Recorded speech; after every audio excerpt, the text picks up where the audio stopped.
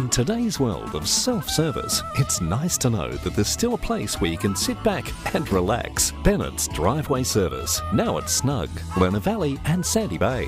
For more than 40 years, Bennett's Petroleum has been there for all Tasmanians. All it does is call. And when you hear it, then it's up to you to act. Know your limits and come back for them later. Forget yesterday and tomorrow. Be here now. Drive to the edge of the map and then drive further.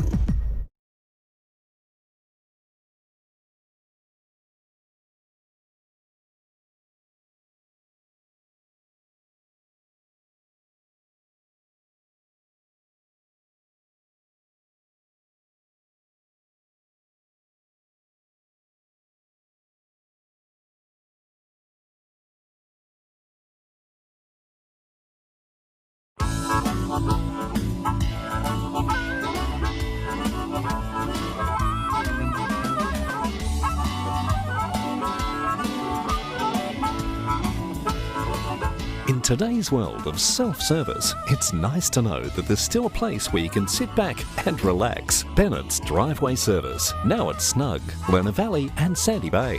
For more than 40 years, Bennett's Petroleum has been there for all Tasmanians. All it does is call. And when you hear it, then it's up to you to act. Know your limits and come back for them later.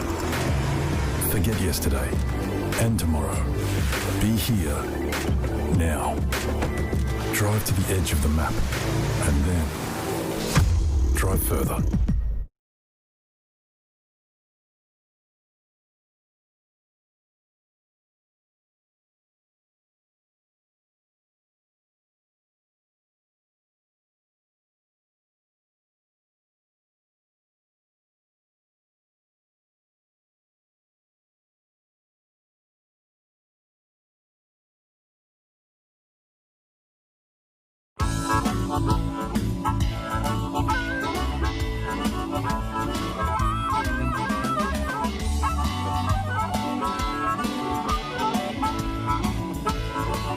In today's world of self-service, it's nice to know that there's still a place where you can sit back and relax. Bennett's Driveway Service, now at Snug, Lerner Valley and Sandy Bay. For more than 40 years, Bennett's Petroleum has been there for all Tasmanians.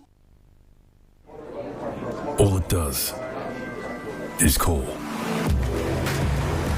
And when you hear it, then it's up to you to act.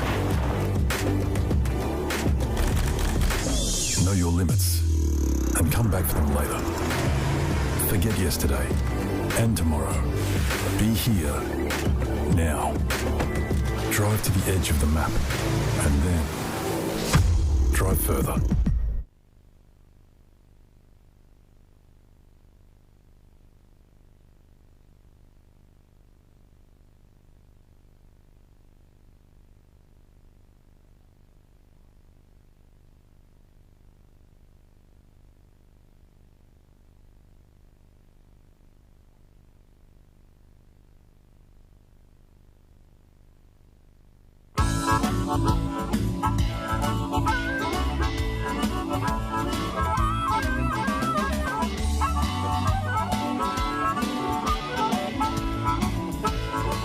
In today's world of self-service, it's nice to know that there's still a place where you can sit back and relax. Bennett's Driveway Service, now at Snug, Lerner Valley and Sandy Bay. For more than 40 years, Bennett's Petroleum has been there for all Tasmanians.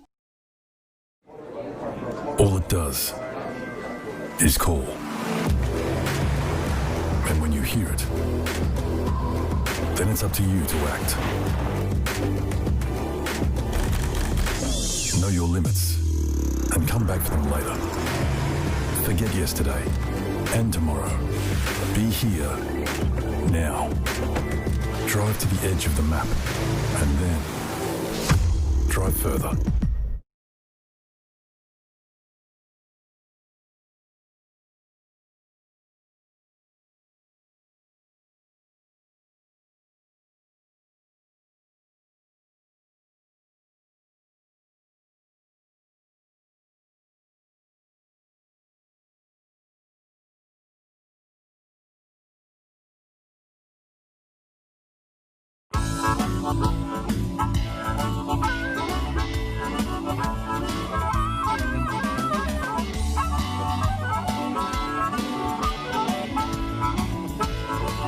In today's world of self-service, it's nice to know that there's still a place where you can sit back and relax. Bennett's Driveway Service, now at Snug, Lerner Valley and Sandy Bay. For more than 40 years, Bennett's Petroleum has been there for all Tasmanians.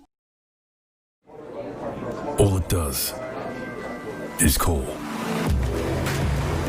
And when you hear it, then it's up to you to act. Know your limits and come back for them later. Forget yesterday and tomorrow. Be here now.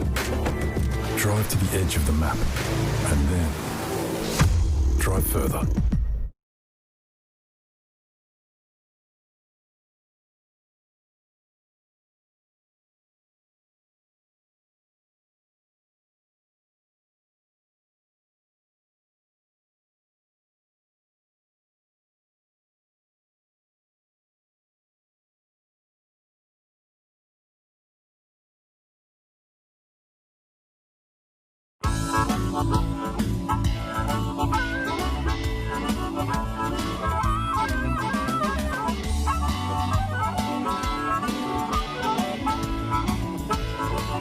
In today's world of self-service, it's nice to know that there's still a place where you can sit back and relax. Bennett's Driveway Service, now at Snug, Lerner Valley and Sandy Bay.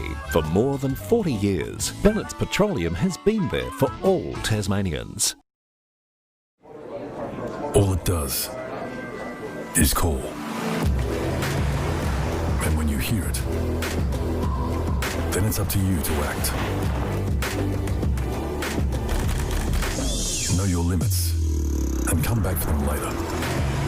Forget yesterday and tomorrow. Be here now. Drive to the edge of the map and then drive further.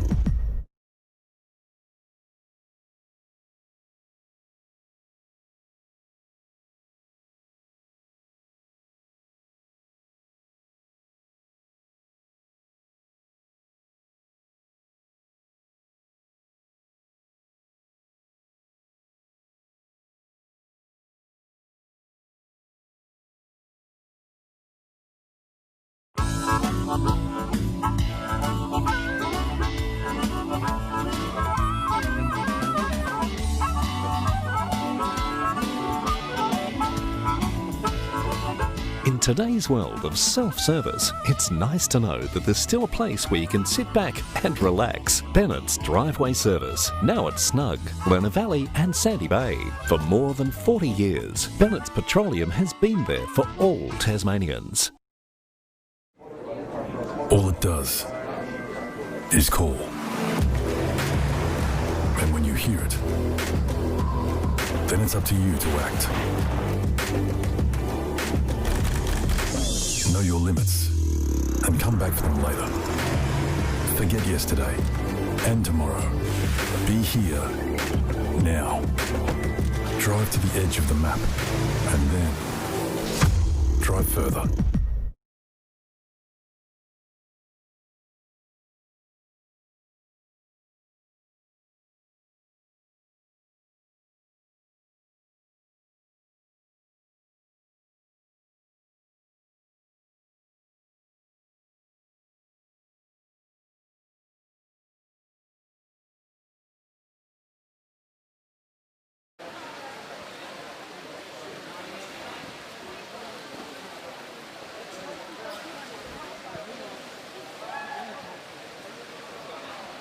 Well, good evening, everybody, and welcome to the Doone Kennedy Hobart Aquatic Centre for what is an action-packed night of grand finals here in the Tasmanian water polo.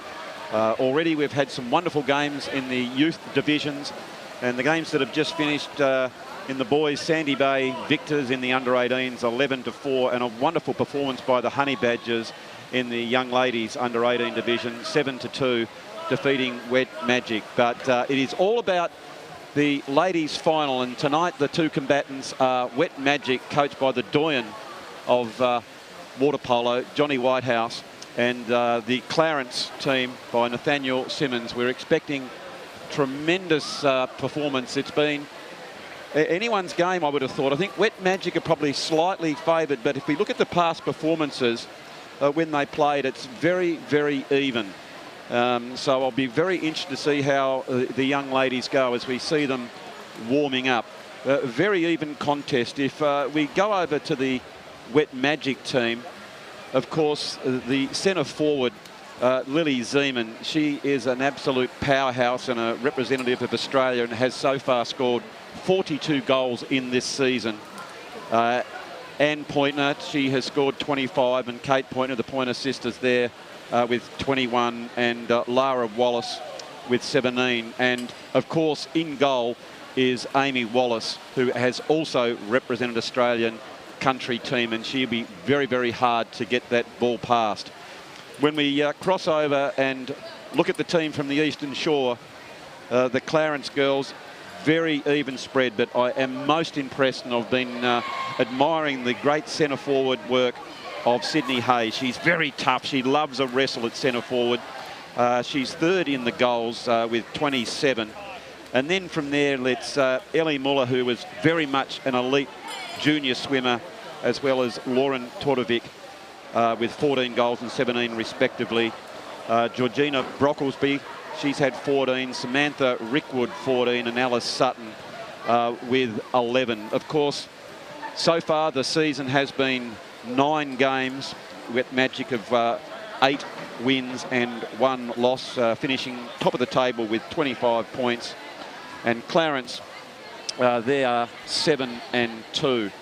So very, very even, like I said, but without a doubt, these two teams are clearly the better teams going around.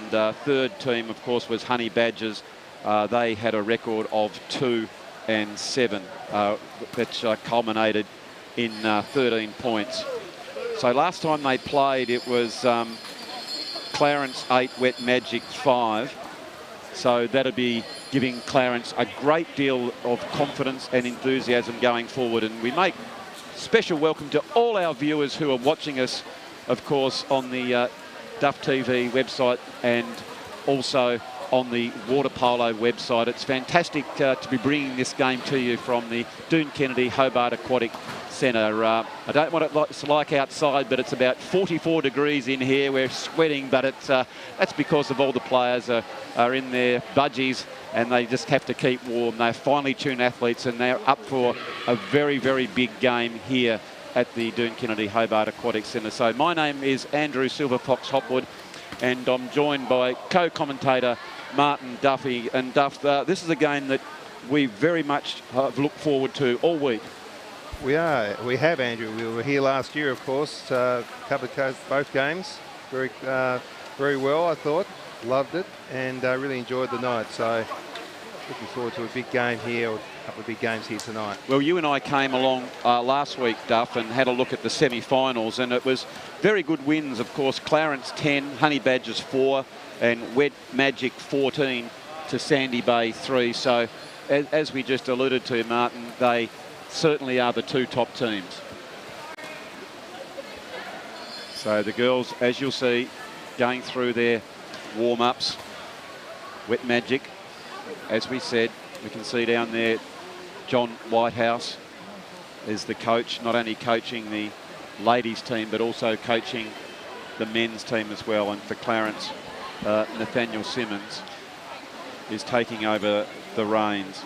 And tell me, Andrew, the history of these two clubs. Obviously, Clarence, a traditional name in sport, but the Wet Magic, what's the history behind that? Am I putting the ice on you here a little bit? Well, they come up with plenty of trick stuff, do the Magic, and of course it's played in the pool, thus the combo of your Magic and your Wet. So very, very clever in the pronunciation there. But of course, I'd have to favour my home pool, which is the Clarence pool, of course, based in Montague Bay. I went Montague Bay Primary Boy, then Rose Bay High School and Rosny College. So that was the team. That was pre-dome days, Duff, when it was an open air pool. We used to rush around there, but of course now, what a magnificent facility we have here, Duff, isn't it? This is international standard facility here at the Doone Kennedy Hobart Aquatic Centre as the girls have now gone up and will go down to pool deck. Final. I'll start by announcing the players from the Wet Magic team. Number 1, Amy Wallace. Number 3, Felicity Kirk. Number 4, Maz Stain. Number 6, Anne Pointer. 7, Abigail Anderson. 8, Kate Pointer. Number 9, Miranda Jones. 10, Lily Zeman. 12, Charlotte Mason. 13, Lara Wallace. Their coach, John Whitehouse. For the Clarence Crocs team. Number 1, Natalie Cox. Number 2, Alice Sutton. 3, Sasha Gregg. Number 4, Samantha Rickwood. Number 5, Georgina Brocklesby. Number 6, Eliza Mason. Number 7, Alicia Brocklesby. Number 8, Gabrielle Merritt. Number 9, Lauren Todorovich. Number 10, Ella May. Number 11, Ellie Muller. And number 13, Madeline Hill. Their coach, Nathaniel Simmons. Our referees tonight are Wes Roach and Andrew Hudson. Good luck, gentlemen. Good luck, girls. Well, there we go, the introduction of our players as they now enter the pool and come back over to get last-minute instructions from their coaches, and the starting 7 will be in the pool. Of course, there are 6 out players and 1 goalkeeper to start off, and I'm very interested to note that, of course, the Clarence Croc outfit with the red and white checks of Croatia are, of course, the powerhouse in the water polo. Whether that will give them a bit of a leg up to go forward, that's going to be very interesting to see, as all is in readiness for this wonderful occasion here at the Hobart Aquatic Centre. No Australian national anthem there, Andrew. No, there wasn't none. Maybe a quick rendition from your very good self, just to get us underway. That just might be the way to go. But also, we note that wonderful scoreboard over there, and we say a very warm thank you to the Tasmanian government for their grant, dollar for dollar, to get that new scoreboard going. So all the people here in water polo, of course, putting in to get that facility up and ready. As we can see, the players are now in the pool and ready for this first fast sprint to see who can take first possession of it. Good crowd in.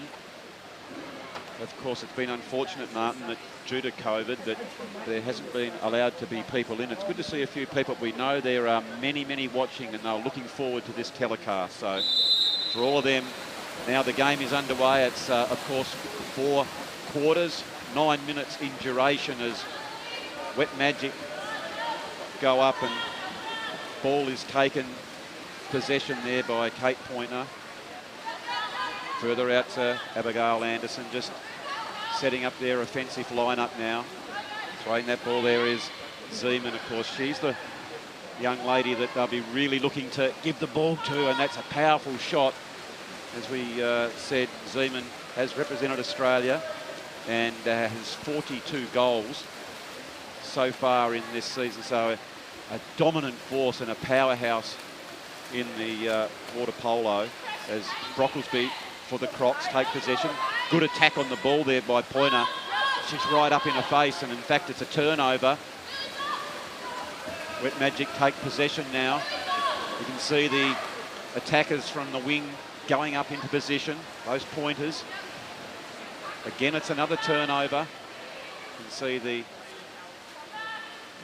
just feeling each other out now. Like in all sports, it's most important for the team to settle. You can't win the game in the first few minutes of the game, but you can certainly lose it. There's no doubt about that. So both coaches, Simmons and Whitehouse, will be hoping that teams settle, and that was well played by the keeper. She goes out wide. Of course, that was Amy Wallace. She's a very tough combatant. Hard to get that ball past, as Wet Magic go up there. That was a long shot, but Amelia Cox was up to it as she put both hands up out of the water. She strong in the legs. It's a long pass as the wingers go up, but intercepted there by Wet Magic. Terrific interception. Good game sense as now they move into offensive mode. And that is Zeman. Zeman is starting out a little bit wider into Wallace. Wallace there in just a foul. Ball pass to Jones. You can see there, another foul. So a big shot. Didn't get a lot of power in that one. That was Abigail Anderson. And it was nicely saved there by Amelia Cox. To the keeper now as she passes out to defenders. That's a good pass. And just tipping that one over. Just trying to chip the goalkeeper, but Cox was awake to it. Very strong through her core as she got up out of the water to tip that one over. We can see there on the Mood Food replay. Passing that ball back. That was Ellie May. Now, good pressure being applied by Pointer. Bit too much as far as the referee is concerned. Ball comes in under plenty of pressure. And the foul is committed. And that ball now goes back to Wet Magic as they set up going forward. That was Zeman, who was well out. Back to Anderson.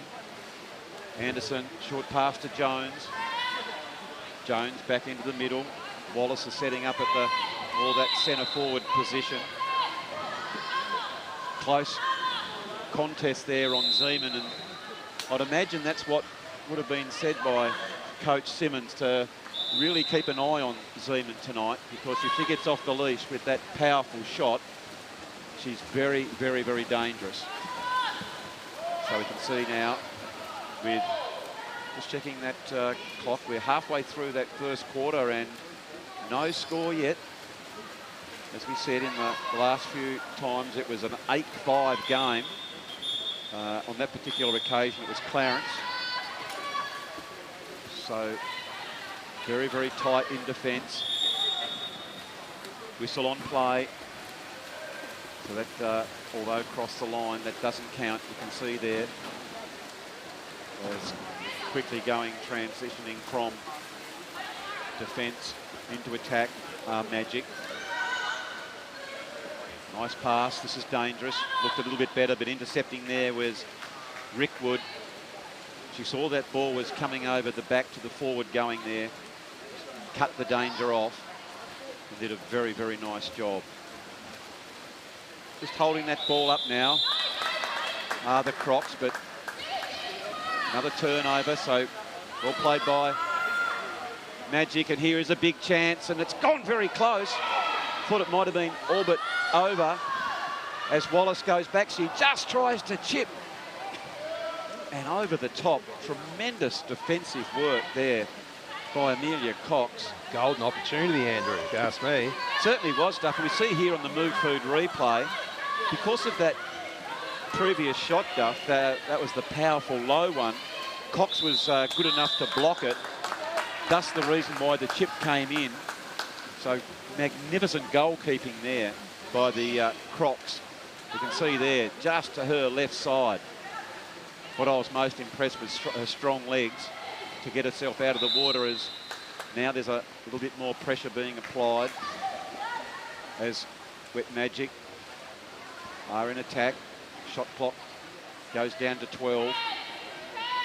Pushing hard is Jones. Back into the play. Here is Zeman. We know she's got a cracker of a shot, and there it is, the opening goal.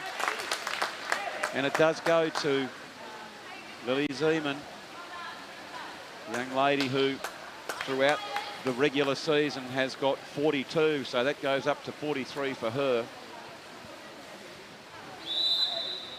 So early in the grand final, it is Wet Magic 1, Clarence Crocs 0. 2 minutes 20 left as the Crocs are in possession. Just a slight fumble there by Brocklesby. That's Alicia Brocklesby. Goes into the centre forward. There's a foul. And so now there's a really big chance here for the Crocs. Trying to set up, that was Merritt. That was Hayes who throwed the dummy, a deflection. And that slowed that ball down. And it was easy for Amy Wallace then to just take clean possession. As here go Wet Magic again. There was Zeman getting it back over. They've got numbers now. Getting back in defence. Well played by Hayes. Very tough, aggressive work by Rickwood. A shot comes off. But again, tremendous goalkeeping work there by Amelia Cox. So it is Clarence Crocs. They're in our red caps. If, for those watching who are unfamiliar, we saw there on the Mood Food replay a wonderful shot, really working hard through the base of the body to really kick those legs to clear the water for the shoulders. And then defensively, brilliant work there by Katie Pointer. Not only is she really good in offensive throughout the season with those 21 goals, but you can see there Coach Whitehouse will be thrilled by defensive work. Ball goes backwards now. There is Wallace. Comes into a pretty dangerous position if you can spin and turn. It was Hayes who applied the pressure, and nicely done by her to have that ball back. So only 23 seconds clicking down now with 20 shots. So the Crocs will be really trying to milk this clock right down to get the last shot on. Here they go, trying to set up, can't do. That was Ellie May. Oh, that's just wide. And only seconds left. I don't think there'll be time enough for a shot. And in fact, there is the siren for quarter time here in what has been a very, very entertaining first quarter here at the Doone Kennedy Aquatic Centre, as we see here on the Mood Food replay. This attempt at goal from long range. That was Alicia Brocklesby. So the teams come in to the side. There is Wet Magic just coming in to listen to Super Coach Whitehouse. And the Clarence Crocs, of course, will come over to the side and take their instructions from Nathaniel Simmons. So while it is quarter time here, ladies and gentlemen, we're going to take our first break, and we'll be back with the second quarter in just a few moments.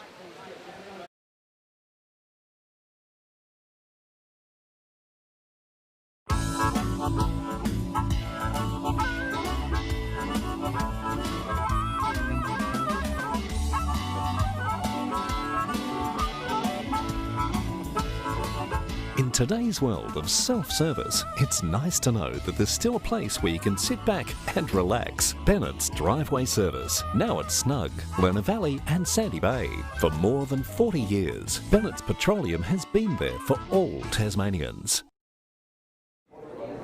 All it does is call. And when you hear it, then it's up to you to act. Know your limits and come back for them later. Forget yesterday and tomorrow. Be here now. Drive to the edge of the map and then drive further.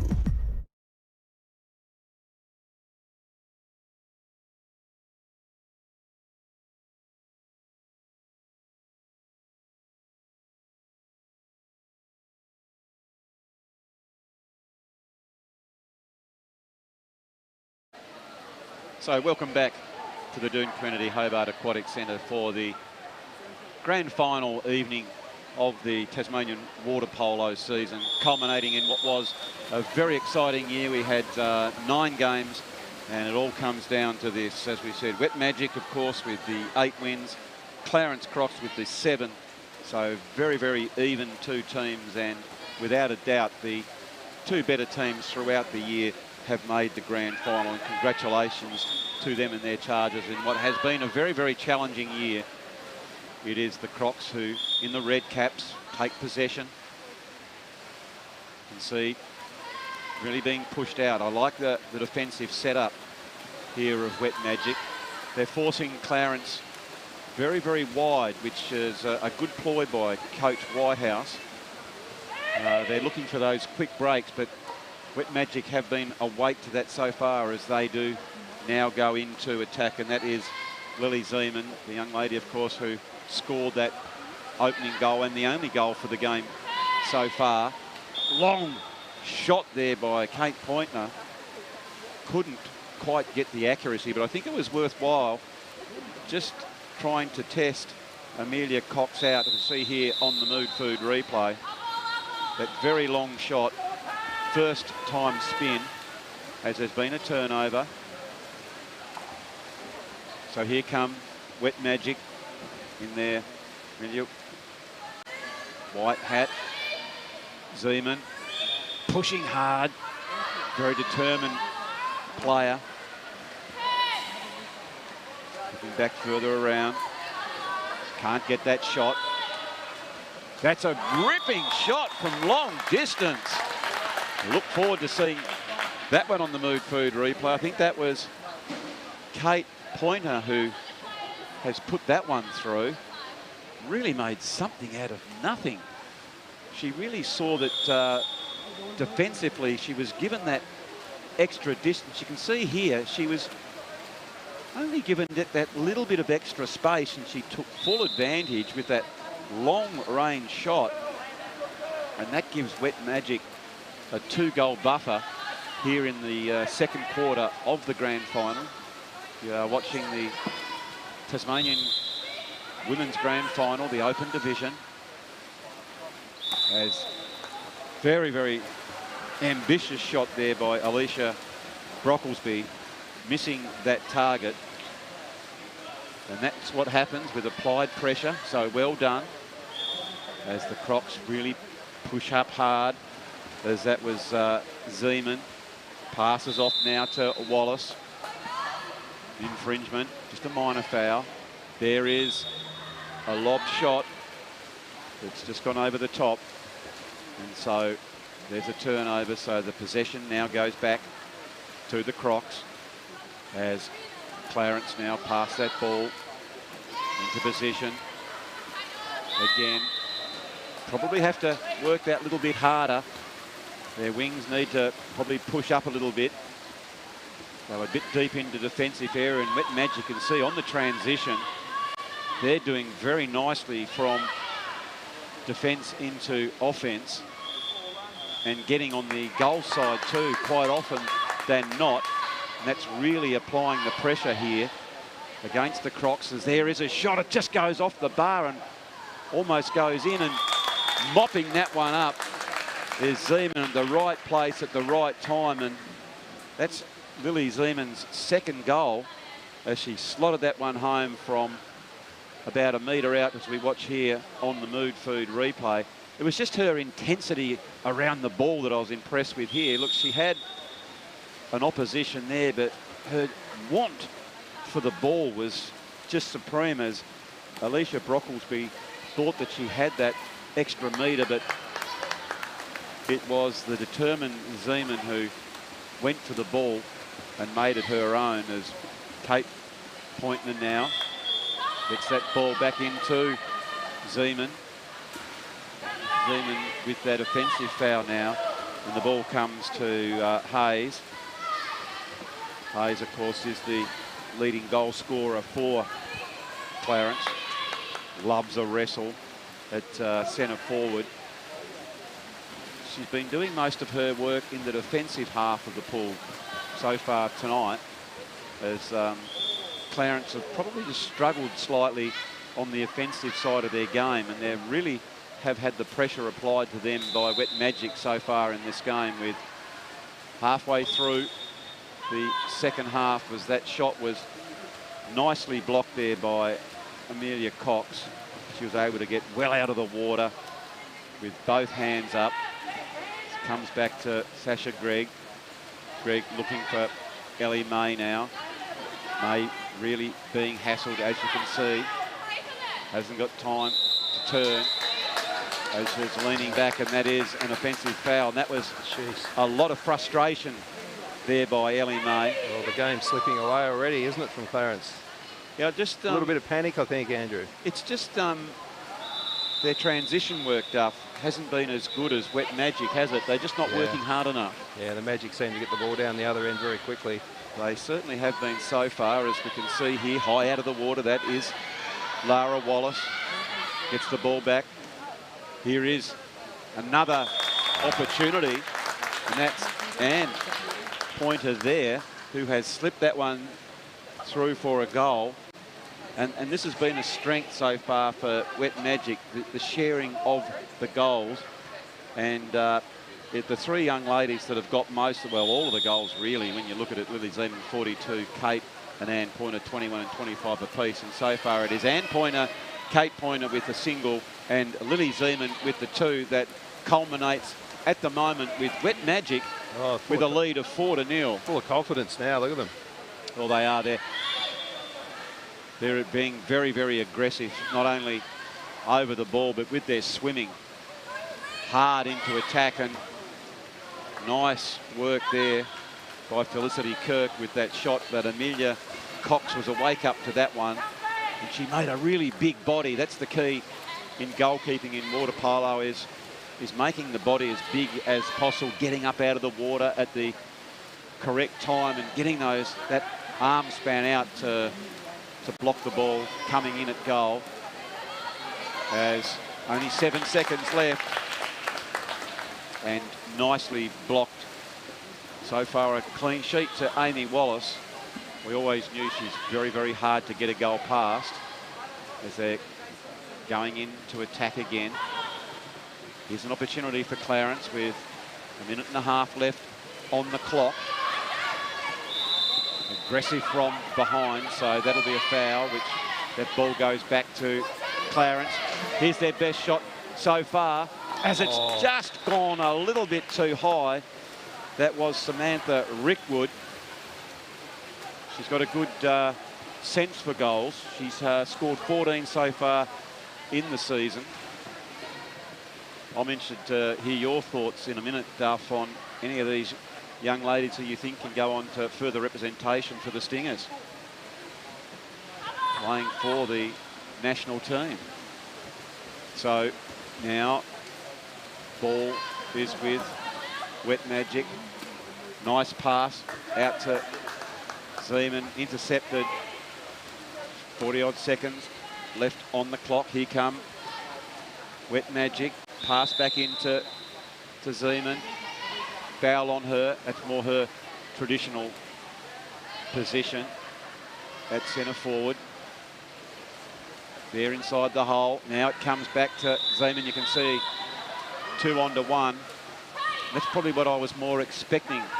Needed to get 2 back on her. If she's left with 1, she's very powerful. She can quite easily get up and over the top of the defender.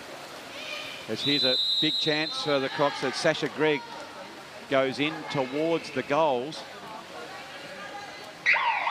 As we can see. I think, just confirming it, I'm sure if that might be a penalty shot. It is. And so now here comes the shot for the Crocs. This is Sydney Hayes, who is the designated taker. So the siren's already gone. So this will be the last play of the first half. So the Crocs would love to get this goal back. Here they go. Brilliant shot. Just what the doctor ordered. Sydney Hayes, as we'll have a look at that on the Mood Food replay. Powerful in her legs, the way she drove out of the water and instantly got the arm very, very high, as we see here. Just waiting for the referee as we watch now. Look at the explosion on her powerful torso getting out, and then the right arm coming over the top, as it is half time here at the Doone Kennedy Aquatic Centre.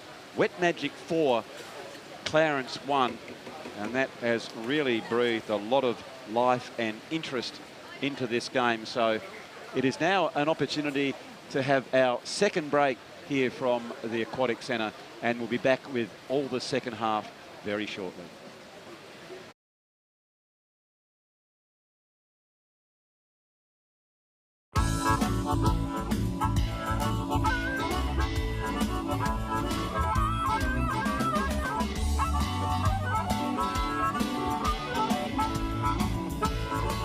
In today's world of self-service, it's nice to know that there's still a place where you can sit back and relax. Bennett's Driveway Service, now at Snug, Lerner Valley and Sandy Bay. For more than 40 years, Bennett's Petroleum has been there for all Tasmanians. All it does is call. And when you hear it, then it's up to you to act. Know your limits and come back for them later. Forget yesterday and tomorrow. Be here now. Drive to the edge of the map and then drive further.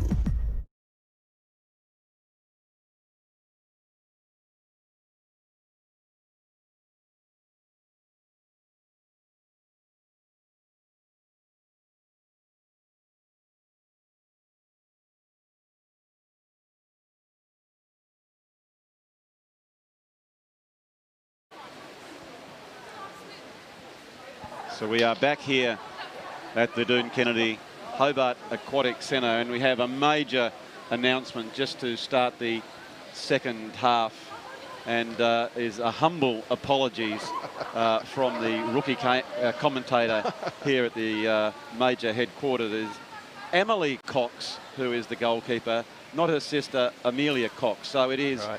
Emily Cox, I'm guided, and what a wonderful performance she has put in so far. Very stoic, Duff, hasn't she, been in goals? It'll be interesting to see how Emily goes in the second half, and she'll be needing to do her finest work to make sure she keeps Wet Magic out. So we are underway, of course, in the second half. Taking possession, a long shot by the Magic, and Emily was right up out of the water there. Who was it? And did a very nice job. Emily Cox there in defensive. Now going forward, it is the Crocs under a little bit of pressure here. Would love to get that next goal.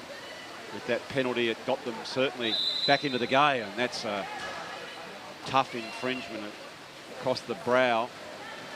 But the tough young ladies playing this game, as we now see that the time clock is gone, and so possession comes back to Wet Magic as their goalkeeper Amy Wallace gets them moving very, very quickly, and it was that transition that was so good in the first half that is proving very positive for them in the second. They're going into attack. Wet Magic. High out of the water. That's a tremendous shot. Beautiful, beautiful shot there by Anne Pointer. So we'll have a look at that one again on the Mood Food replay. Gee whiz, she got so beautifully out of the water. You can see no one was in front.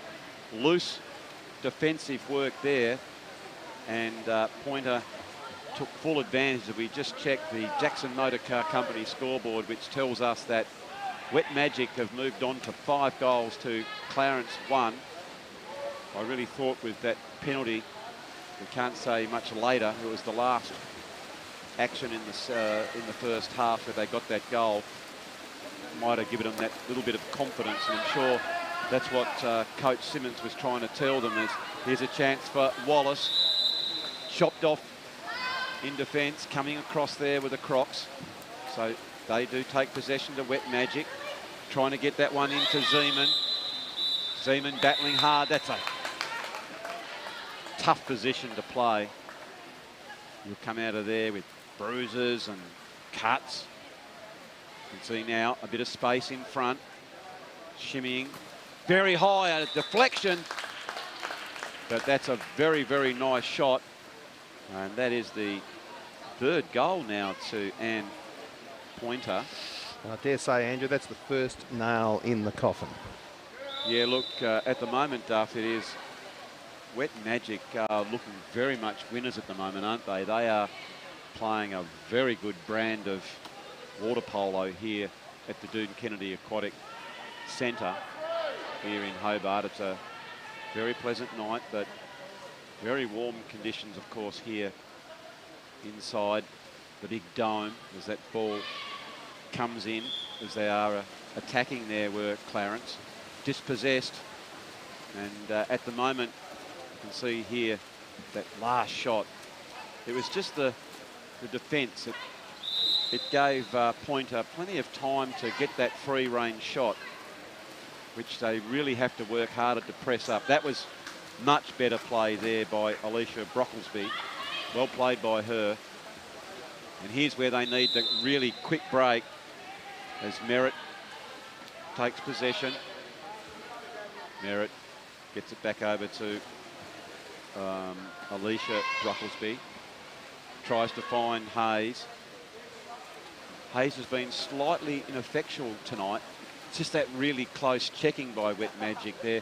They've been really swimming hard in their defensive work. They've obviously put a lot of time into Hayes because they know she's very tough. She normally likes that one-on-one, and they're getting back and probably double teaming her, and that's going to make it really tough for her to get those shots away. As Zeman tried to get that one across to the lady with the hot arm at the moment, that is Anne Pointer. But it is the Crocs now with 4 minutes left in this third quarter.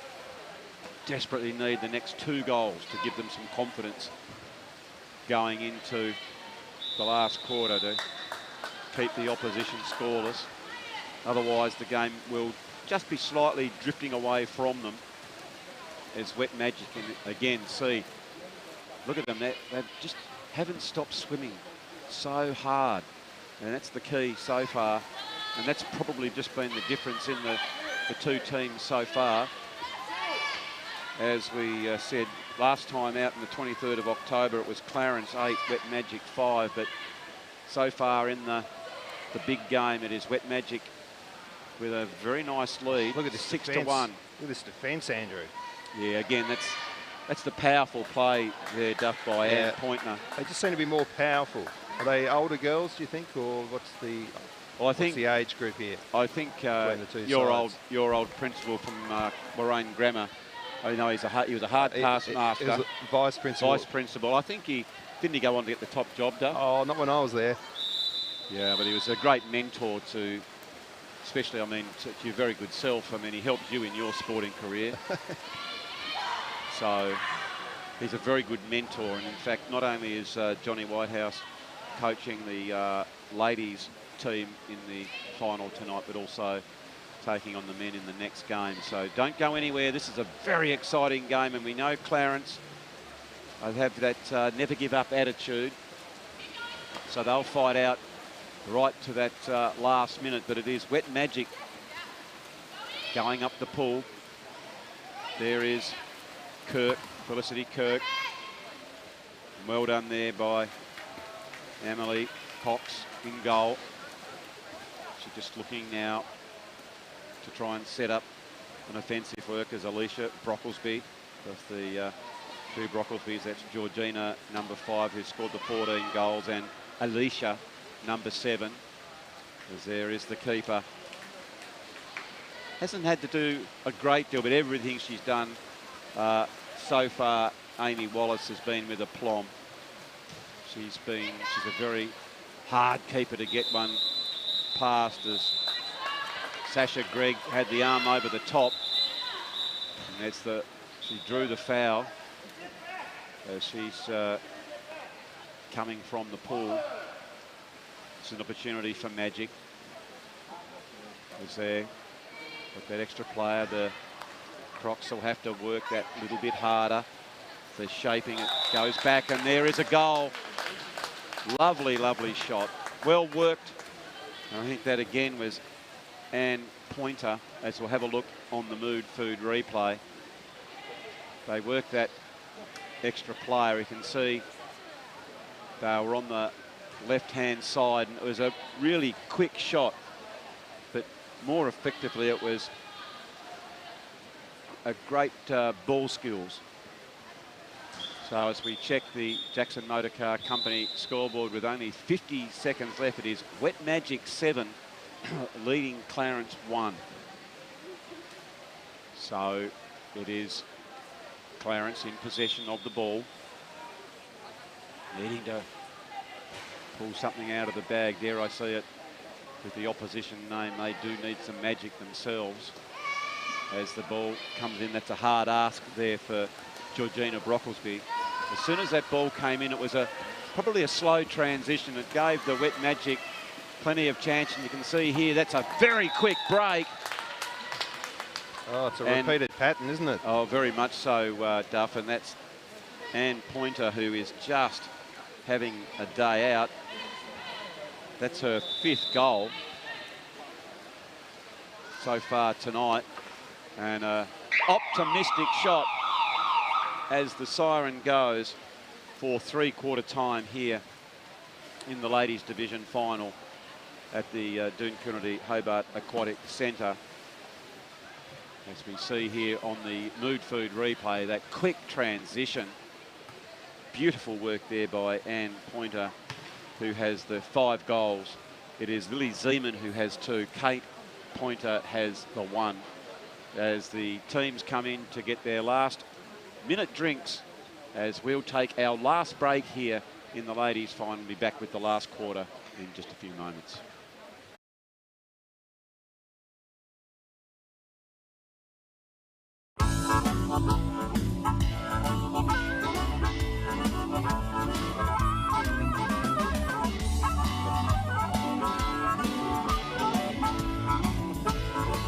In today's world of self-service, it's nice to know that there's still a place where you can sit back and relax. Bennett's Driveway Service, now at Snug, Lerner Valley and Sandy Bay. For more than 40 years, Bennett's Petroleum has been there for all Tasmanians. All it does is call. And when you hear it, then it's up to you to act. Know your limits and come back for them later. Forget yesterday and tomorrow. Be here now.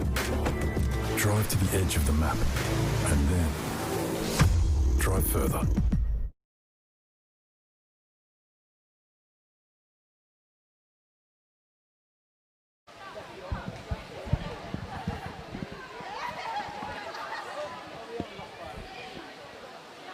So welcome back to the Doone Hobart Aquatic Centre for what is the last quarter of the year, a 9 rostered game year.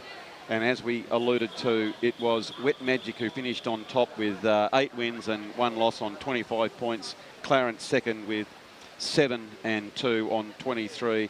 And it was, of course, on the 23rd when Clarence had an 8-5 win. But it is Wet Magic, as you would expect. They are very hardly drilled by Johnny Whitehouse, who, of course, is coaching both the ladies and the men. And they have been tremendous tonight. Their work ethic has been very, very impressive. I've liked the way they've gone from defence and transformed into attack.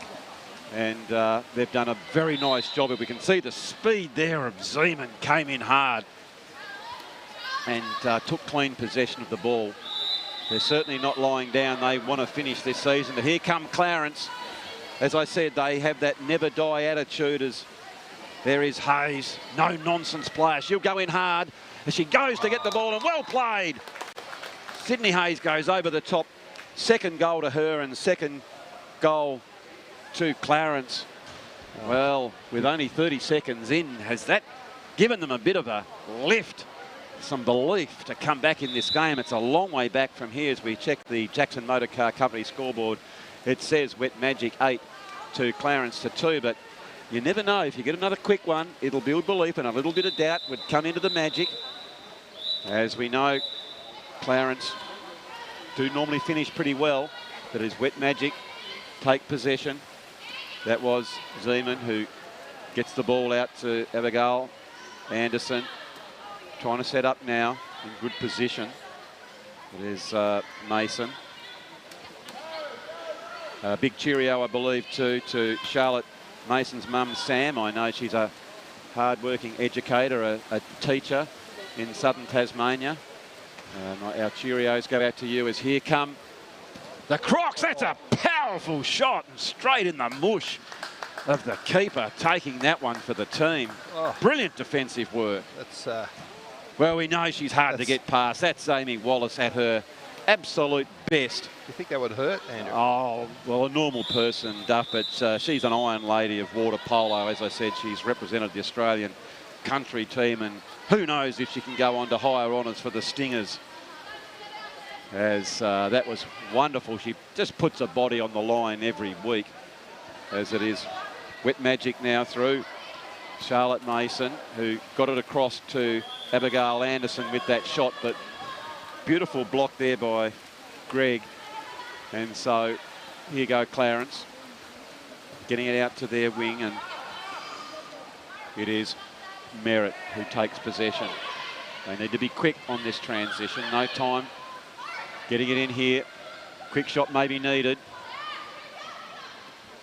That was Rickwood getting the ball back to Greg, and didn't get that shot off, and the ball's been given up, so Wet Magic will take possession again. And each time Magic can really, time is their friend as they look up at the clock and can take 30 seconds each time, even if they don't get a shot off, as they push forward. So you can see Wallace amplifying that fact, but they've lost the ball and it's just gone a little bit too deep. But brilliant goalkeeping again. Sensed the danger. Sydney Hayes tried to swoop on that forward thrust, but Amy Wallace came out just in the nick of the time, and that goes over, and Emily Cox with the fingertips, we can see here, just getting that over the bar. Wonderful save to try and keep Clarence in this game. So the clock is reset, as we can see there. Getting that ball in. That's a hard contest. That's Georgina Brocklesby who forces the turnover. So now Emily Cox goes forward. Ball skidding. They've got the player on here if they can get it across quickly. Going for the shot. I think that was Samantha Rickwood, as the foul was committed. And we can see here, I think that hand over the top might be a penalty. And that's the way the referee has seen it, as Rickwood has the ball. She goes to shot and she puts it in the top corner. Well played. So the Clarence Crocs are certainly not done. They're really forcing the issue with that goal a few minutes ago from Sydney Hayes, and now Samantha Rickwood. She went for the finesse there, just up into the top right-hand net. Well played, as Wet Magic. We are halfway through this quarter, and another turnover as Samantha Rickwood. Look at the powerful swimming. She is swimming away here from Ann Pointer, as she now shimmies to go for the shot, but over the top is Pointer, and now she's getting some assistance by Kate as well, and through weight and numbers. That's good defensive work by Wet Magic. Well played by them. And just when we think that they're under pressure, they just lift as they now go forward. Lovely dummy, but Emily Cox is up for the shot and blocks that one beautifully. So hello to all our friends watching this broadcast on Duff TV. It's our absolute pleasure to be bringing you these fine athletes going about their work here at the Doone Kennedy Hobart Aquatic Centre. Of course, you can be watching this on Duff TV Facebook, on the website, and on the Water Polo Facebook site as well. So no matter where you are watching, we hope you are enjoying the game. It's been of a very, very high quality. And of course, after this, we do have the men's final as well. As well played there by Clarence. With 3 minutes to go, it's a tall order to win the game, but I just love their spunk, their attitude of never giving up. And that's the way that they play over there at Clarence. As they're bringing that ball forward is Sasha Gregg. Looking to feed that ball off to an aggressive move there by Alicia Brocklehurst when we went inside. But Amy Wallace, again, she's got good game sense, knowing when to come out of her goal and when to stay, which is very awkward for a centre forward to read. It's well played by Anne Pointer. Goes inside to Lily Zeman. Zeman, who has scored a couple tonight. But it's Anne Pointer who's got the majority of those goals. She's got 5, Zeman 2, and Kate Pointer 1. As Wet Magic are afforded time on their side with 13 seconds on the shot clock. That's been a little bit lazy. Have the hand over the top. So Wet Magic take possession again. That's a good shot. But Emily Cox, very, very alert goalkeeper, has taken that one. As we can see here, that long-range shot, well blocked on her left side. So Clarence pressing with a little bit of space here, back into Merritt. Merritt goes over. That's a shot that was somewhat optimistic and cut off by Amy Wallace. Wallace gets it out to Anne Pointer, back into the centre of the pool with a foul. So the Crocs take possession through the agency of Brocklesby. Back to Emily Cox, just trying to set some play up. Minute to go in the 2020 grand final. Bring that ball over. Well played here by Zeman. Zeman, a very good swimmer. You can see what's happened here. I can see the referee said there was a foul. I think he said that maybe Zeman was being held, so it is a penalty. She's just waiting for confirmation. Who's going to take this one as Zeman? We know that 42 goals in the regular season, 2 tonight.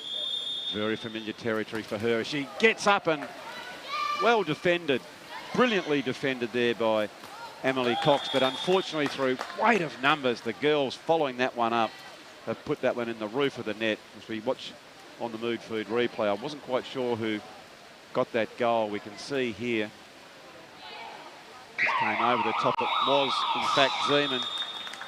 As there is the siren, and it is a wonderful victory here to Wet Magic as the girls come into the centre to wish each other well. And no doubt about it, this is the thing that we like about sport.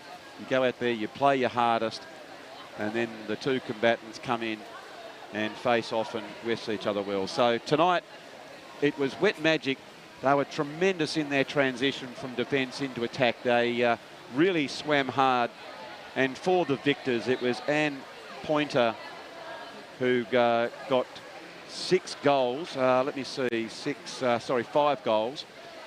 It was Lily Zeman with 3 and Kate Pointer with 1. So fantastic performance there by Wet Magic. And we look over to the vanquished and we see here that Samantha Rickwood got a goal and Sydney Hayes got that other 2 goals. So what was a wonderful season, a very, very entertaining grand final. The ladies are now coming over to the side, just getting out and taking that well-earned break.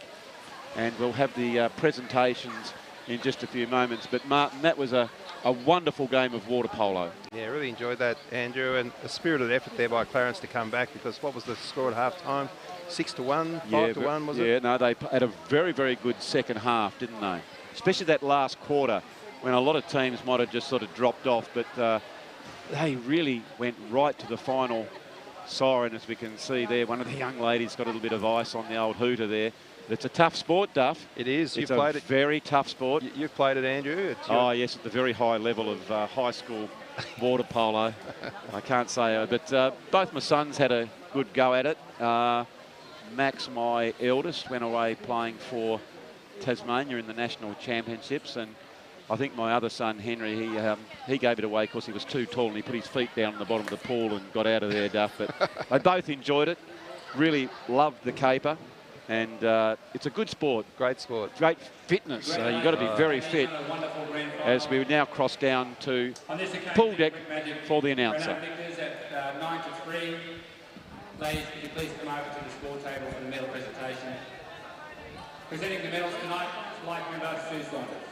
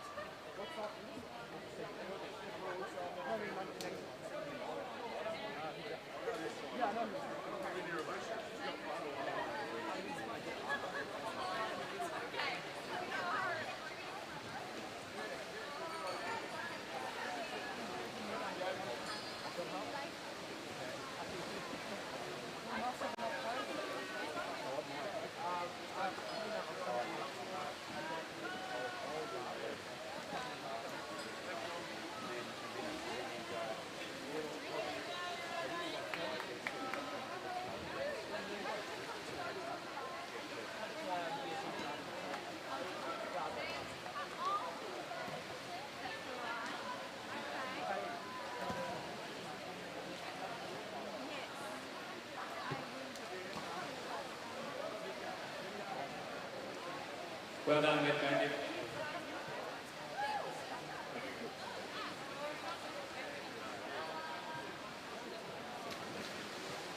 Number 1, Amy Wallace.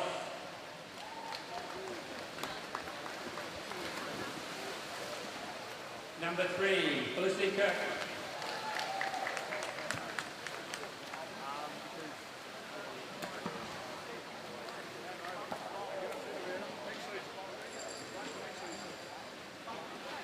Number 4, Matt Stein. Number 6, Anne Pointer. Number 7, Abigail Anderson.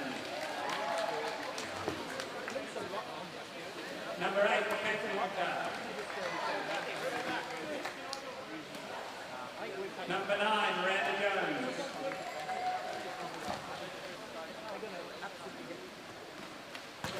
Number 10, Lily Zeman.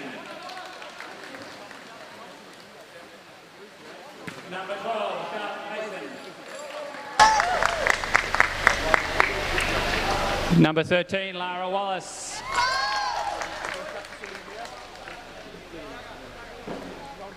And as is custom on grand final evenings, we name a most valuable player for the grand final.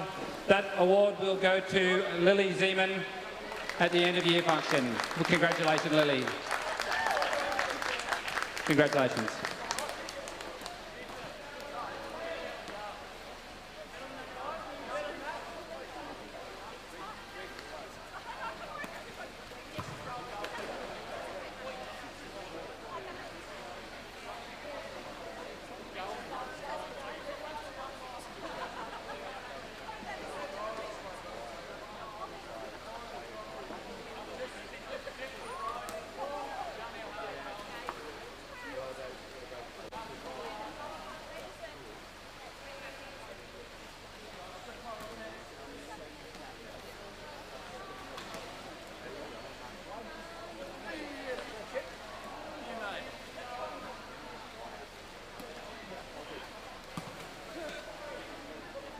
And Wet Magic, you can see on the transition, they're doing very nicely from defence into offence and getting on the goal side too, quite often than not.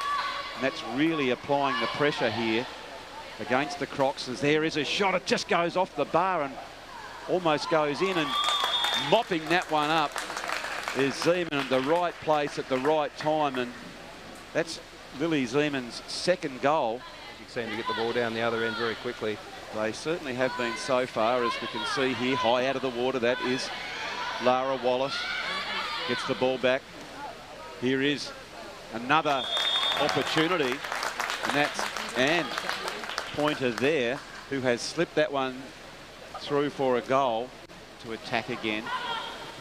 Here's an opportunity for Clarence with a minute and a half left on the clock. Aggressive from behind, so that'll be a foul, which that ball goes back to Clarence.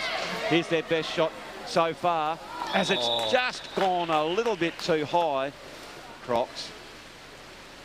This is Sydney Hayes, who is the designated taker. So the siren's already gone, so this will be the last play of the first half. So the Crocs would love to get this goal back. Here they go. Brilliant shot. Just what the doctor ordered. Sydney Hayes, as we'll have a look at that on the Mood Food replay. Powerful in her wet magic, as their goalkeeper, Amy Wallace, gets them moving very, very quickly. And it was that transition that was so good in the first half that is proving very positive for them in the second. They're going into attack. Wet magic. High out of the water. That's a tremendous shot. Beautiful, beautiful shot there by Anne Pointer. We'll have a look at that one again on the huts. You can see now a bit of space in front. Shimmying very high on a deflection. But that's a very, very nice shot. And that is the third goal now to Anne Pointer. I dare say, Andrew, that's the first nail in the coffin. Yeah, right to that last minute, but it is wet magic going up the pool. There is Kirk, Felicity Kirk. Well done there by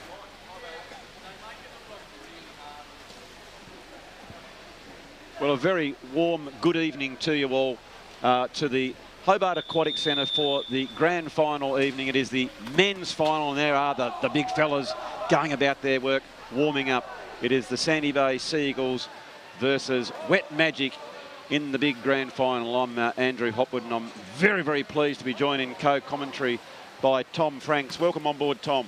Thanks, Hoppy. Pleasure to be here, mate. Well, I'm sorry for your very good self that you actually aren't playing in the big dance, but you had a relatively good season yourself, scoring 45 goals for the Crocs, but just couldn't get the boys up, as we see Wet Magic getting out of the pool.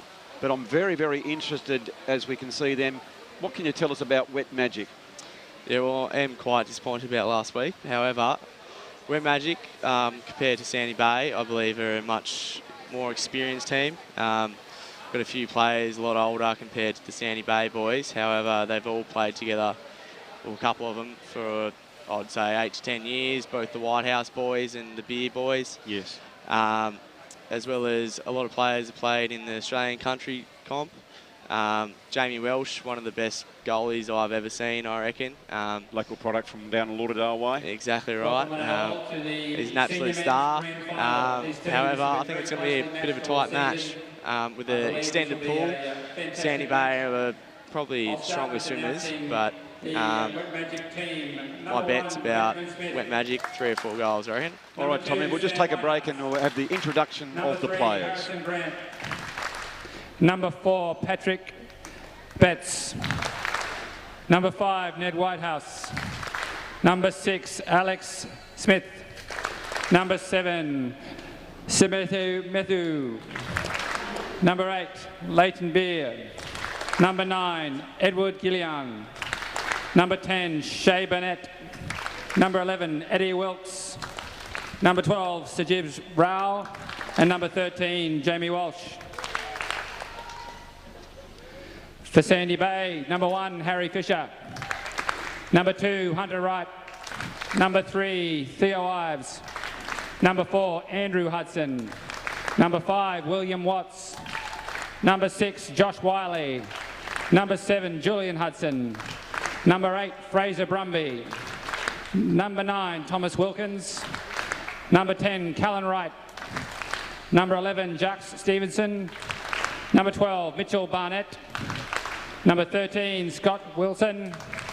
Number 14, Dwayne Schubert. Coaches are Dean Wright and John Whitehouse. Refereeing this evening, we have Izzy Walls and Wes Roach. Good luck all. I'm very interested to get your view too, Tom. An interesting spread of goal scorers for Wet Magic as against Sandy Bay Eagles, who are very dependent on Hunter Wright. Do you think that's an Achilles heel for Sandy Bay, given he scored? I mean, it's fantastic. He's a wonderful player, scoring 67 goals. When you go back to the next with, say, Josh Wiley on 13, Andrew Hudson 11, and Julian Hudson on 10. Yeah, look, I reckon that's definitely going to be a main focus of Wet Magic tonight. Hunter's a very good outside shot. I reckon Wet Magic are going to focus on shutting down Hunter, especially inside that or outside the 6 metre zone. If he gets a foul, he's going to shoot. They're going to be pressing on him, trying to not let him get that foul. Whereas a lot of those younger players are they're going to be shooting from the corners, I reckon, if Hunter's not getting those shots out top. Yeah, when we analyse, say, Wet Magic, you look at their spread, you've got Ned Whitehouse, who we know has got 5 years out away. He's come back, and what a valuable inclusion with 25 goals. Leighton Beer with 24. Back to Steve Beer on 15 and Sam Whitehouse on 11. So they've got quite a few options. The other thing that you noted and were telling me that the pool tonight has been elongated to the maximum distance. Yeah, so during the season, Hoppy, we've been playing 25 metres or 22, 25. Tonight's got an extra 5 metres. So I think that's going to probably work in Sandy Bay's favour. I reckon they're going to be fitter, faster team. However, Wet Magic have the experience. I reckon she's going to be a tough one. The other thing we were speaking about just off camera was a lot of the boys playing for Sandy Bay Sea Eagles. I think there was Fisher, Wright, Watts, Wiley have already gone round in the under-18 game. Does that hamper them or does that warm them up? Depends how that game was fairly close. It was an 11-4. 11-4. I feel like it's going to hamper them a little bit. However, they've been doing it all season, so I think they've got the ticker. They've been training 4 or 5 times a week swimming, so I think they should be right. Okay, so it was Wet Magic who take clean possession of the bowl as Beer goes in to have a shot, but good defensive work there. And here is the transition as the Sea Eagles come up. They get it in there, and pressing hard is Whitehouse. Here's an opportunity. How have you seen the way they're setting up offensively here, Tom? I think they came up pretty well then. Yeah. They've had those 2 fast breaks. I think Wet Magic came a bit unstuck there with Mitchell, Barnett swimming through pretty hard there. So there is the first goal. And Hunter Wright just continues on his merry way. He is a goal-scoring machine, Tom, isn't he? Sure is. He's got a good arming, old Hunter. Certainly has. As we Sandy Bay Eagles, and that'll give, as you see here on the Mood Food replay, as he looks away, he's very powerful as he gets out of the water, taking possession now as Saviev Ray gets that ball in. It's an interesting position, and I know that's your position, and it's centre forward. That's a very tough place to play, isn't it? Certainly is. Leighton Beer, he's got about, I'd say, 10 to 15 kilos on most of these younger boys. He's going to be, he's very keen to jump in there, I reckon. So what Sandy Bay will be trying to do is they drop one back. Oh, that's a good shot, Tom. That was a ripper. As Rao puts that one through. Sorry, mate.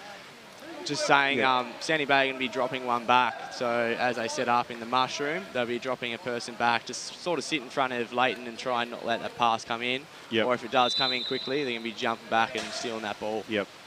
Well, that was a wonderful goal. So that says, as we check the Jackson Motor Car Company scoreboard, 1 goal apiece as that one comes in. And so you would suggest that having that more elderly body and maybe that bit more weight is assisting you when you're in offence? Certainly in the centre forward position. Yes. As you can see, number 13, Willow, Yep. he's the bigger boy for Sandy Bay. They like to put him up the centre forward position just because he's got the size compared to these younger boys. And he really makes the defensive, as that shot comes in, he makes the defenders work hard, isn't it? And it's akin to something like a combative sport like your UFC. You take a few blows and it starts to slow you down a bit, doesn't it? Right. Takes the wind out of your sails. If you're doing the swims up and back and you're wrestling for 20 seconds, it absolutely... Yeah, it's tough. Yeah, there's no doubt about that. And so, as you'll see, there's quite a few players on the sidelines for both teams. And that's the key as well, Tom, I would have thought, is the depth in the teams. Of course, where there's 7 on the field at once, 1 goalkeeper and 6 on field. So I am interested, I'm not sure, are you limited to the amount of times interchange you can go on and off? No. Yep, you can chuck on, yeah. But it's only during goals that you'll be able to swap over, or you can bring someone back as you swim up the pool. So again, you were saying, obviously, the more youthful, potentially fitter Sea Eagles. What about in depth of both these teams? Hard one to say. I reckon Sandy Bay have got a fair bit of depth within swimming ability, whereas Wet Magic have got the depth within experience, game set up. John Whitehouse, an absolute legend of a coach. He's been in the game for many, many years. So, however, Dean's a very good coach as well. But, yeah. Just looking here, mate, what is the delay? I wasn't sure if it was... For a minute there, I actually thought the ball they might have complained that the ball wasn't hard enough, but I don't think that's the case. Are they just checking some technicality on the scorers and the referees? Yeah, not 100% sure there. I think it's just slightly confusing. Be disagreement between refs, or either that the stop clock went off early. Yeah. I know that there was some clock problems in one of the previous games. So let's hope we don't get too many malfunctions. But talking about magnificent clock, of course, we do thank the dollar for dollar input from the state government and all the hard-working volunteers for water polo to get that clock going. And what about our referees there tonight, Tom? What can you tell me about the referees? So we've got Wes Roach and Isabel, can't remember her last name. That's exactly. all right. No, but, Isabel. Wes is a very experienced referee. He's been in the business for a very long time. Isabel's up and coming. She's been playing the game for a fair few years now, but she's definitely knows the stuff. It's great to see reward for her efforts throughout the season. And just on that, while we're waiting, how was the season? It's great that we, for mental well-being and physical well-being, to get the season underway, mate, wasn't it? Yeah, exactly right. With everything going on, it was awesome to get back in the pool with your mates. Pretty tough season. It was pretty even between all teams. So, very much so. That's the thing that I was most impressed with. And when we look at these two teams, they've had 3 times they've gone round. In the first round, Sandy Bay 6, Wet Magic 12. Then they played Sandy Bay 15, Wet Magic 5. And then the last time, Wet Magic 11, Sandy Bay 5. So they've all had a few wins against. So the long shot comes in. Gee, that was nicely done there by Hunter Wright. It was a real deft touch, as you alluded to, Tommy. He's normally known for his power, but he sees that opportunity and nearly got that one over in the top of the net. Yeah, exactly right. He likes that lob shot now and then. Yes. With a bit of spin on the ball. So coming up now is Mithu. Passes that one off to Sammy Whitehouse. Whitehouse getting up higher the water, leads with his head. He takes the foul and brilliant block. Nice work there in goals. As we can see here on the Mood Food replay. And a beautiful stop. Really tough on a keeper as well, Tom, isn't it? Just to, as we can see here, knowing when to get out of the water and to use those powerful legs, because you can't be up at the height all the time, don't you? It's a matter of judging it. Exactly right. I'm not jealous of the goalkeepers at all, that's for sure. But I tip my hat off to him, that's for sure. Okay, so that was Grant, who then, that's a very strong shot by Sembian Muthu, and just a little bit too wide. And so that was Hudson who took possession here for Sandy Bay. 1 goal apiece here. Very interesting grand final. Strong tackle over the top. Hudson was fouled. Gets that ball into the big fella there in Wilson. As you alluded to, he's doing a lot of the strong stuff. He's the bullocker in there. It's the go-to man, getting it into him and then probably going to try and feed it out to someone like a Hunter Wright. Is that?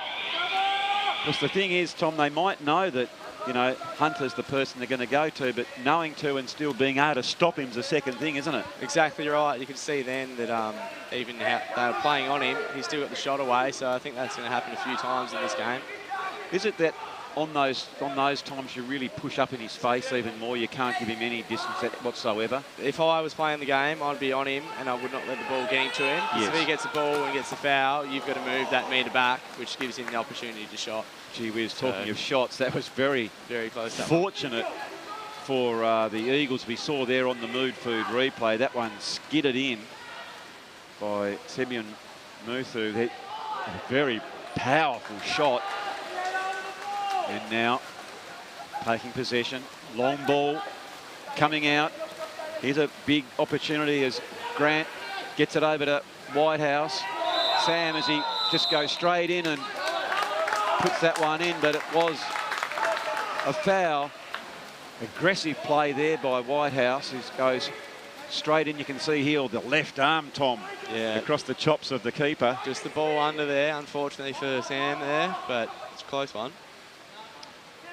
Yes, so for the uninitiated, tell me a little bit about that rule, Tom. So as you can see with Sam then, he was bringing the ball in. He had the ball on top of the his hand on top of the ball. The other player put his hand on top of Sam's hand, and that means the ball under. Yes. It's pushed down by Sam. Gee, good goalkeeping from both ends of the pool here. They're tough to get that through as here comes Sam again. He's working very, very hard to bring the ball up. It's an aggressive game as that shot comes in and blocked. And a very animated crowd, and it's good to see some crowd coming back into the pool as well. So just taking their time, passing that one over. It's Sarev Rao who goes back to Sammy Whitehouse as the long shot from a long way back goes over the top as it's only a minute left here in the first quarter. Very entertaining and really gave a lot of meterage there, and Rayo was up to it and just put a little bit too wide. As taking possession now are the Sandy Bay Sea Eagles coming up the pool. As my co-commentator told me, the pool is at its ultimate here throughout the regular season. It was normally about that 22 metres, but 30 metres. Now it's going to create a little bit more lactic acid. A lot harder swimming as that one comes in. I think it was towards Leighton Beer. Normally plays in and around that centre forward, doesn't he, Tom? Yeah, certainly. Leighton's a centre forward player. He's probably the biggest boy in that team. He's grown up playing centre forward as well. Pretty dangerous in that position, I'd say, Hoppy. I'd add about that as another foul. So picking that one up. Hunter Wright. He's back again. And the old parlours, you give him an inch, he takes a mile. Now, you've got no idea what I'm talking about, inch and mile. I was just say, give him a millimetre, he'll take a kilometre. And that's a magnificent shot. He produces that big skid shot very nicely, doesn't he? Yeah. And it seems to like pick up momentum once it hits the surface. As the siren has gone for quarter time, and we see the Sea Eagles, through the agency of Hunter Wright with those 2 goals, are leading Wet Magic. That's a single one to Sarev Rayo. And Tom, from your expectation, what are your thoughts on that first quarter? Well, I was not expecting that at all, to be honest. I thought Wet Magic would come out and be on top. However, they do look a bit unstuck with their setups and stuff. I think they should be setting out one person to be playing on Hunter Wright. They've been putting a few different people. They should pick one of their stronger players, stick on Hunter Wright, and don't let those shots come in, because obviously The 2 goals come from Hunter right there. Yeah, no, he's very powerful, isn't it? As we said, as soon as he looks to get that little bit of space, it's an invitation for him to get up high out of the water and shoot, isn't it? Exactly right. I definitely think they should be putting one of the bigger boys on Hunter right and trying to shut him down, because that's what's going to lose the game for him. Okay, well, thank you for your insight there, Tom. We're going to take our first break here in the grand final. We hope you are enjoying the coverage, so we'll be back in just a few moments.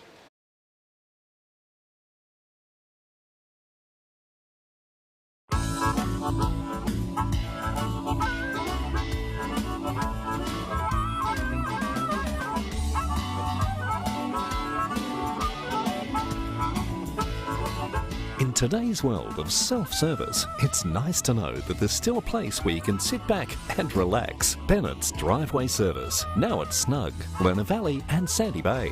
For more than 40 years, Bennett's Petroleum has been there for all Tasmanians. All it does is call. And when you hear it, then it's up to you to act. Know your limits and come back for them later. Forget yesterday and tomorrow. Be here now. Drive to the edge of the map and then drive further.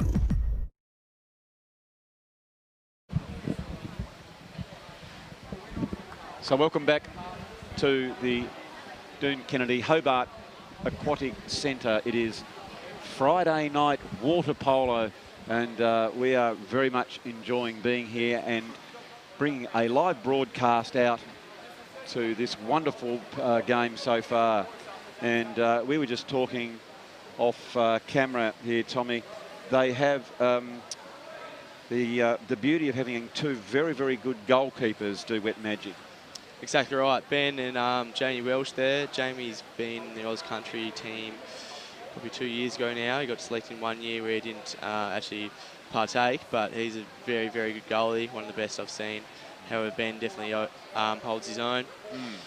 So you actually played in that Australian country team with Jamie, didn't you? Yeah, that was 2018, I believe. Went to the Chalaborn competition in Thailand there. Brilliant. Yeah. Okay. So as the players come in and taking possession, again it is Sandy Bay. They're really taking it up to the more mature Wet Magic. We know it was going to be a close encounter, and they needed to get out to a flyer, and they did so beautifully. There's a foul there by Ned Whitehouse, and referees, what's he called there, Tom? It was a push-off, I believe. Yeah, so it's a major foul, I think, isn't it? Yeah, kick out. Yep, so an opportunity here for the Eagles, if they can take that advantage and trying to set it up. Forcing him very, very wide. That was nicely done. Feinting to go for the big shot, and they do so and hammer that one home. That's William Watts who's got that goal, who is, again, one of the young men who went round in the earlier game, Tom. So a lovely shot there by Watts. We see here on the Mood Food replay, this is that spare player, isn't it, where he had all that space in front of him. Yeah, exactly right. You try and get that cross pass over, move the defence around a bit, and that opens up that lower corner there. So I'll be interested to see if you can notice any main sort of structural changes from any of the coaches. I notice no positional change, so I think Smith is still in goals for Wet Magic. Doing a pretty good job as well. Done some nice shots as that came in. It was a major deflection off Whitehouse. So as we see on the Jackson Motor Car Company scoreboard, it is Sandy Bay 3. Wet Magic 1. So that scoreboard is reading incorrectly. In that is the Sea Eagles are on 3, Wet Magic on 1. But here go. Wet Magic forcing the issue. They didn't seem particularly happy there, was Stevenson, with that decision there, Tom. Yeah, a bit of a stiff decision there, I believe, but I think it was just there. So it looks like Whitehouse, Ned will take this penalty. Here he goes. And nicely put away into that bottom left-hand corner. So a goal to Wet Magic. That moves them up to 2. As we check the Jackson Motor Car Company scoreboard, it is Sea Eagles 3, Wet Magic 2. Nice play there to force the issue. Now taking possession is Hudson. Hudson looking to offload. Going to get out more on that wing position. Stevenson getting it in, but easily cut off there. Very optimistic pass as they move over into defence, into attack. That was Sammy Whitehouse. Gets that ball in. Went a little bit too far and well read by Hudson in defence. Doing a nice job there, and that's key to a defender, isn't it, Tom, is sort of reading the play, knowing when to just drop off your player sometimes to read the ball. Definitely so. I think it's a bit lucky with that pass there, but knowing when the ball's coming in is definitely something you want to do. All right, so up high, out of the water, and it's hit the post. That was Julian Hudson. That was very, very powerful. It was to Smith's right-hand side. You can see he was stretched to his limits. As we saw on the Mood Food replay, here is a quick break to Sam Whitehouse. Shimmies to go. Good defensive work. Nice block. Big swimming there. That was Callan Wright to get back in defence.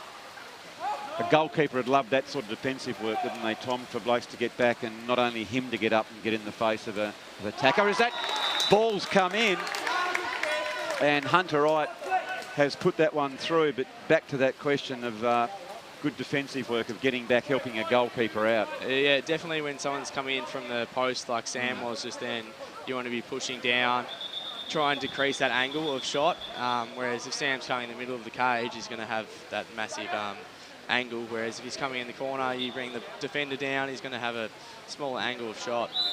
Well, there was a really interesting play, Tom. I'll get your thought on that. Whereas Hunter Wright stayed up clearly in attack, one-on-one, and it was clever play by Fisher to get that ball up to him quickly. Exactly right. I think that was definitely probably something that was said at quarter time, try and get Hunter up there by himself. You sort of want to have 2 players on Hunter, to be honest. Yeah, well, the defender did well to get goal side, but as soon as he got that and span around, he was in all sorts of danger, wasn't he? Exactly right. I think that player was a bit shorter than Hunter as well, so he definitely had the size on him. All right, so here they go again. Pushing forward, going in toward goal, getting forced wide, but that's a clever shot. Well done there by Wiley. And at the moment, Tom, it is the Sea Eagles that are really growing in confidence. Exactly right, Hoppy. Can't say I was expecting this, but that's definitely a Josh Wiley sort of goal. Yet loves those ones down the posts. Top effort from him. Well, I tell you what, these are warning sides for the future, given as you've alluded to, they are a young team, up-and-coming team, and at the moment it is the grand final of the Open Division. It is the Sandy Bay Sea Eagles with a very, very healthy break, 5-2 over the more mature, if you like. Brilliant shot and block by Fisher. Had to get high out of the water there, Tom. Yeah, very lucky there too. You can see Hunter was swimming up the pool. If that had not been touched, he would have been gone. So now it is the Magic. Oh, deflected. Fisher with very sharp reflexes, as we can see here on the Mood Food replay. He had to be quick, as had the space, went in front, and brilliant goalkeeping. This is certainly a strength in this competition, Tom, is the quality of goalkeeper. Exactly right. Here goes Whitehouse, pushing, pressing, hard up against Hudson. As there is a turnover, and it is the Sea Eagles growing in confidence every minute, as that, excuse me, particular pass was very, very ambitious. Back out to Sam Whitehouse. He brings that ball down. You can see the bullocking being done in that centre forward position. There's a lot of work's done with their legs, Tom, in at that position, isn't it? Exactly right. A lot of leg work, a lot of wrestling. Oh, Fisher is really having a good game, Tom. As we can see there, he just got his right arm out to get that touch. And that's, I think, plays on a forward. I'll be interested in your view, given you are a forward. Must play on a forward's mind. If a keeper starts to save a few that normally you might get in, it makes you go even further to those corners, doesn't it? Exactly right. You want to be going as far as you can up the top corners there.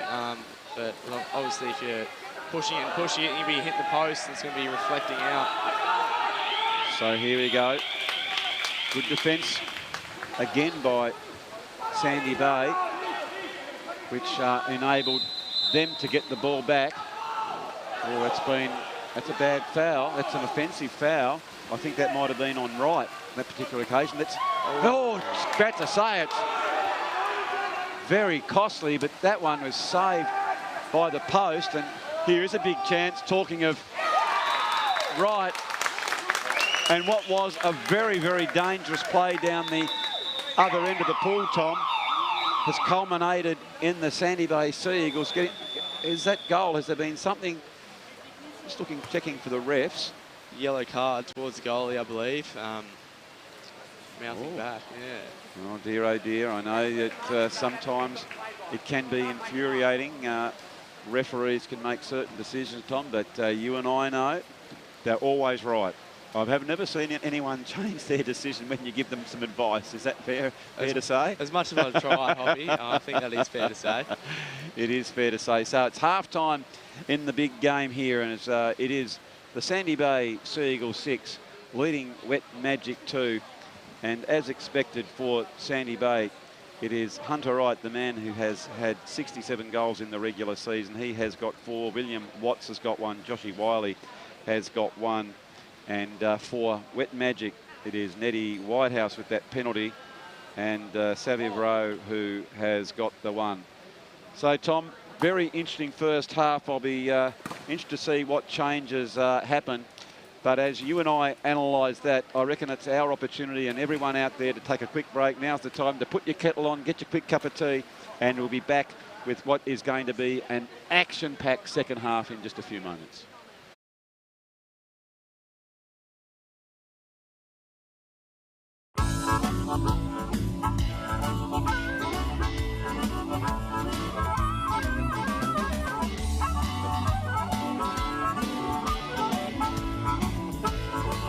In today's world of self-service, it's nice to know that there's still a place where you can sit back and relax. Bennett's Driveway Service, now at Snug, Lerner Valley and Sandy Bay. For more than 40 years, Bennett's Petroleum has been there for all Tasmanians. All it does is call. And when you hear it, then it's up to you to act. Know your limits and come back for them later. Forget yesterday and tomorrow. Be here now. Drive to the edge of the map and then drive further.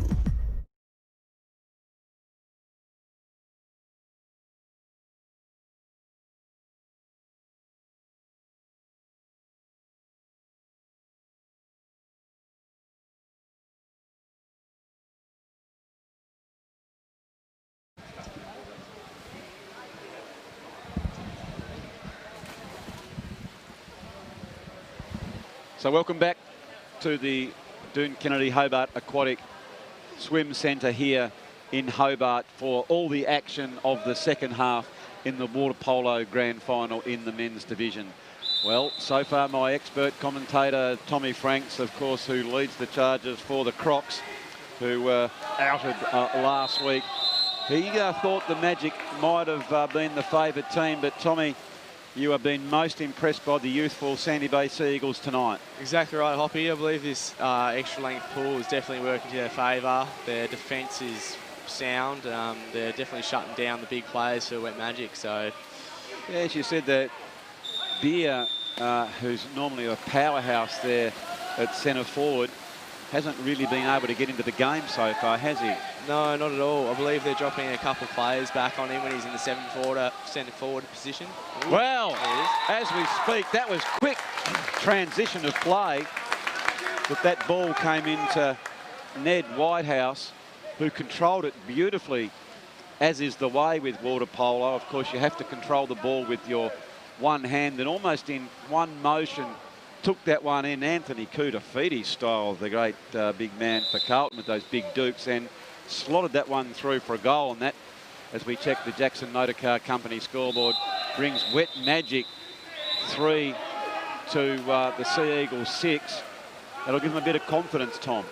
Yeah, that was a Whitehouse to Whitehouse play. They certainly loved that one. I think Sam would be loving having his brother back in the team.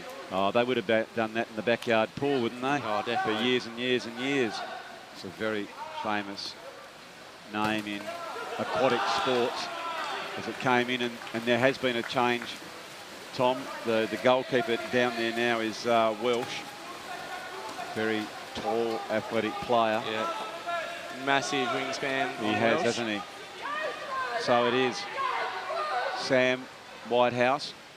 Passes that one off to Steve Beer. Now that one comes in to Muthiu, but he's got a very powerful shot as well. But it is the Sea Eagles, and I really think, Tom, that this game could come down to the wire. It's a good crowd in, and they are very much enjoying the game. I hope you are at home, as that pass came in, and it might be a penalty here, I think, Tom, isn't it? Certainly is. That got goal side, didn't he? Yeah, so that rule came in about a year, almost 2 years ago. So any foul when they're going in is pretty much a 5 metre. And as it comes to Hunter Wright, and he has slotted that one home. There was not a lot that Welsh could do about that one. Must be a very fearsome sight when you see Hunter Wright stepping up to take that penalty. I'm interested, what's the psyche of when you take a penalty, Tom? You normally see the player sort of look away, they get the whistle, and then up they go. Pretty much. I'd hate to be the goalie. Certainly like to be the player a bit more. I usually pick a side and sometimes look where I'm shooting, sometimes look the other side of the cage, but... Ah, yes, that old dummy one, is it? And then as hard as you can, and put that ball in, as that's Whitehouse pressing. And here the whistle with only 5 seconds. They get the set shot clock, goes back out. There is Ned Whitehouse. Of course, Ned with those 25 goals throughout the season, and 2 tonight makes him up to 27 there, top goal scorer. Nice passing. Or fumble, that's a bit costly. Oh, here's a little bit more of an opportunity, but well played in defence. And that's what you spoke about, getting back on the top. Here's a big chance as Wright has done very nicely. He slipped that one over the top, but Tom, they've got to do something about the defence, don't they? They're letting Wright off the leash. Yeah, they need to chuck one of their big players, either a Whitehouse or a Beer, I believe, on Hunter, and just tag him like you would in a football game. Very much so. It's getting a little bit predictable in that we know it's going to happen, that as soon as they go deep, he's already gone, and gone very, very hard toward the goals. And that sees, as we check the Jackson Motor Car Company scoreboard, the Sea Eagles get that buffer back again. He's pushing in hard, driving into the goal. Need a shot, bit of a fumble by Mithu. Goes back. We know that from previous encounter, he's got a very powerful shot. As that one came in, might have been. There's Beer doing some really strong bullocking down at centre forward. As that's a foul there on Hudson. And so it is Magic who take possession through the agency of Whitehouse. Sam Whitehouse further out, setting it up. That might be Wilkes going around on the post, and it now goes back in. Nice play. Bit of a fumble. That's costly. Like in all sports, Tom, you've got to have clean possession, don't you? As soon as you fumble, no matter what the sport, it gives the opposition an opportunity to close you down quickly. Yeah, especially in those foul occasions there, you got to have good hands, because it just ruins your 20 seconds that you've been given. Yeah, well, you get that. You've got the extra man, haven't you? You've got to try and take full advantage of it. So taking hold of that one is Watts.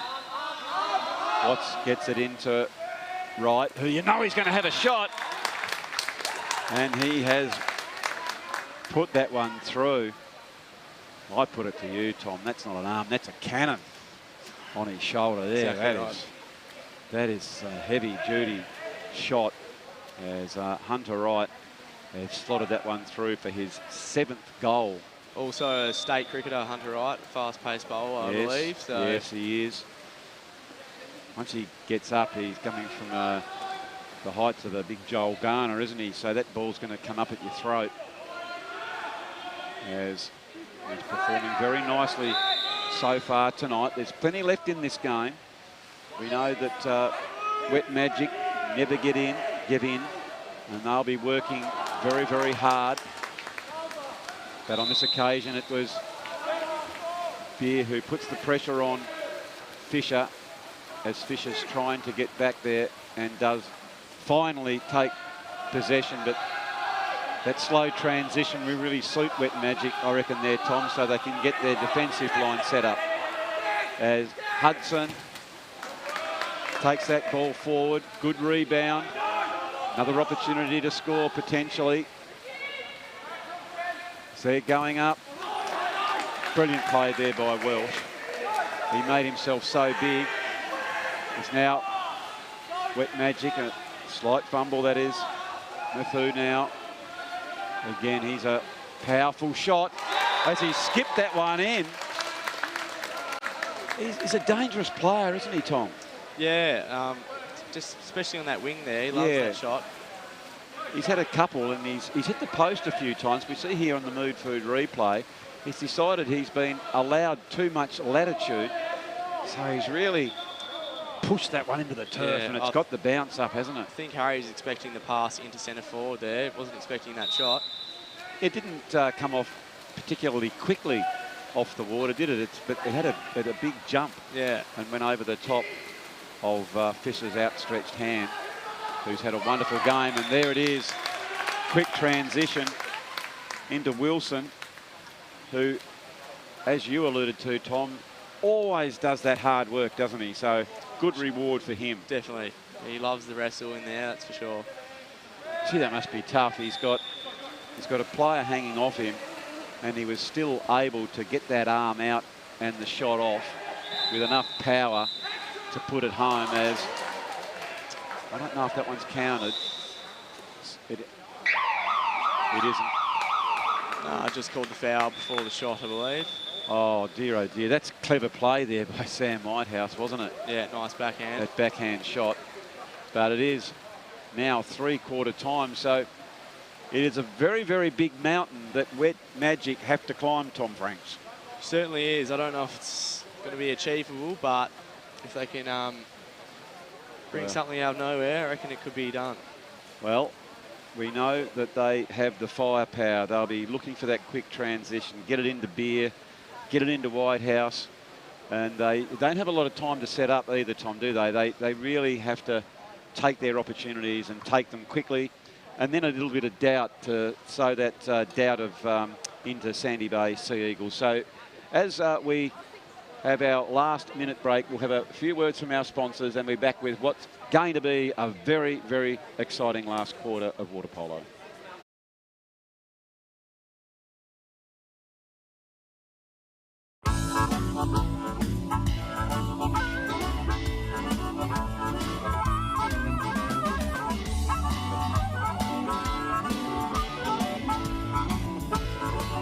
In today's world of self-service, it's nice to know that there's still a place where you can sit back and relax. Bennett's Driveway Service, now at Snug, Lerner Valley and Sandy Bay. For more than 40 years, Bennett's Petroleum has been there for all Tasmanians. All it does is call.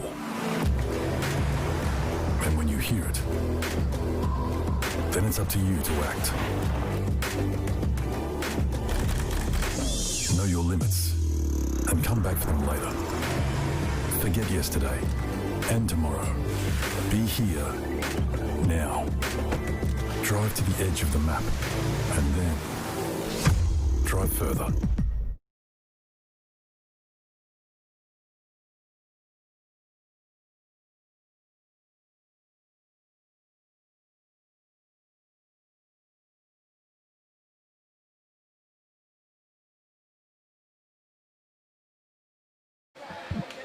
So the players have had their last few minute instructions and we're ready for the last swim of the night and the last swim off for the season, Tom.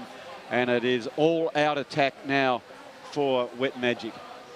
Yeah, it's going to be a bit of a struggle to come back, I reckon, for Wet Magic, but I've seen bigger comebacks, but we'll see how it goes. Well, of course, the dangerous thing for them is as if Hunter Wright can get behind them offensively, if he sneakily goes up the pool, that's the danger signs for them, isn't it? That so often a team can go all out offence, it can leave them exposed down back. Exactly right. But Wet Magic have got it all to do in front of them now, and they come up with the ball as Sam Whitehouse now looks to pass that one off. As he does so, gets it inside to Rowe as again Whitehouse takes possession.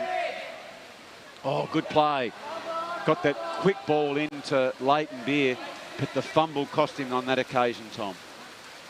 The option was right, though, wasn't it? Yeah, definitely. Bit of a fumble there. Could have been a quick goal, but he really needed to, almost in one motion, wasn't it? Just take the ball and then push it straight on as Wet Magic.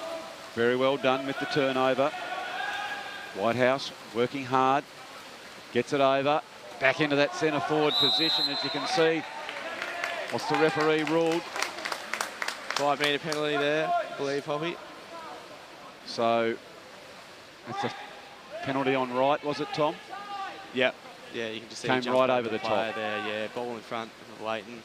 What do you reckon? He just had that innocent look at the old referee. Surely, sir, it wasn't me Pretty who much. fouled. But here we go now. It is Leighton Beer who takes that shot, and he's out to power that one home, and that is exactly what the doctor ordered. So my thought on the game now, Tom, as we just check the Jackson Motor Car Company scoreboard with 10-6, if Wet Magic can get 2 in a row, that's when all of a sudden you just get a bit of doubt, and the team that had such a comfortable buffer will start to doubt things. Yep, certainly achievable. I think what we need to see from Wet Magic is their older players, more experienced ones, stepping up. As you see, Leighton scoring a goal there. Get a few of those in and could be anyone's game. Well, here again, Tom, it's a costly turnover as that was an offensive foul on Wilson as Wet Magic are pressing. Here it comes. It's a quick tip over there, and Fisher was up to it and saved it right on the line. Well, you won't get much closer to scoring than not scoring here, Tom, as we see on that Mood Food replay. He got the fingertip, and a very small proportion of the ball might have been over the line, but of course it didn't fully cross. It's got to be the whole ball, unfortunately. Well, tonight, of course, we've got the camera technology, courtesy of Duff TV, to bring every angle if the referees wanted to come up to the tower. So it's another shot, and magnificent save there by Welsh as he got the 2 arms up. Very, very impressive performance. Have a look at that hard kicking there, Tom. The way he gets himself out of the water, that's a lot of work to be done by the legs. Certainly is, and he maintains that for the majority of the game. I wish I had the legs of him, that's for sure. Yes. And this is where the lactic acid build-up as well with that extra pull. Those extra few metres could be costly as Whitehouse now takes possession. You can see him swimming really, really hard. Over the top is Brumby, committed the foul. So they've got a chance here, have Wet Magic. They need this goal and they score it. I think that's Steve Beer. And they are certainly now up and about, Tom. Certainly, Hoppy. That's gee whiz. A couple more on. They're right in this, I reckon. Tell you what, at 10-7, all of a sudden now what was comfortable is getting a little bit uncomfortable. Getting a little bit tighter now, Tom. You'll see the players start to look over at the score. They start to look at the time clock with 3 goals to go. 5 minutes. You work on the old Lee Matthews philosophy, getting a goal every minute. It's doable. But they need to have good defensive work here. Not happy with that decision as Steve Beer has been told to move, and that shot comes in. That was Mitchell Barnett, and even the quality of Welsh couldn't stop that one. Look at the space he had there, Tom. Yeah, just trying the defence there of Muthu, was trying to cover those 2 players and he couldn't do it, could he? Yeah, a quick kick out like that can definitely bundle up the defence. Quick shot from the wing. So that was really good work there from the Sea Eagles. That'll settle the nerves just slightly, I would have thought. Definitely. As Wet Magic are pressing. As there's 15 seconds on the clock. Muthu. That's a strong shot by Rao. Is blocked by Fisher. Nicely done by him. You know it's going to be a quick pass, and you know who they're going to look for. Hunter Wright on the break.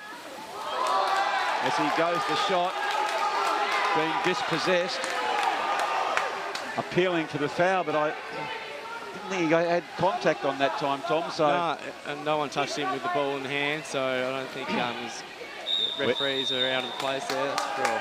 Wet Magic go in, they have the shot, but the offensive foul was called.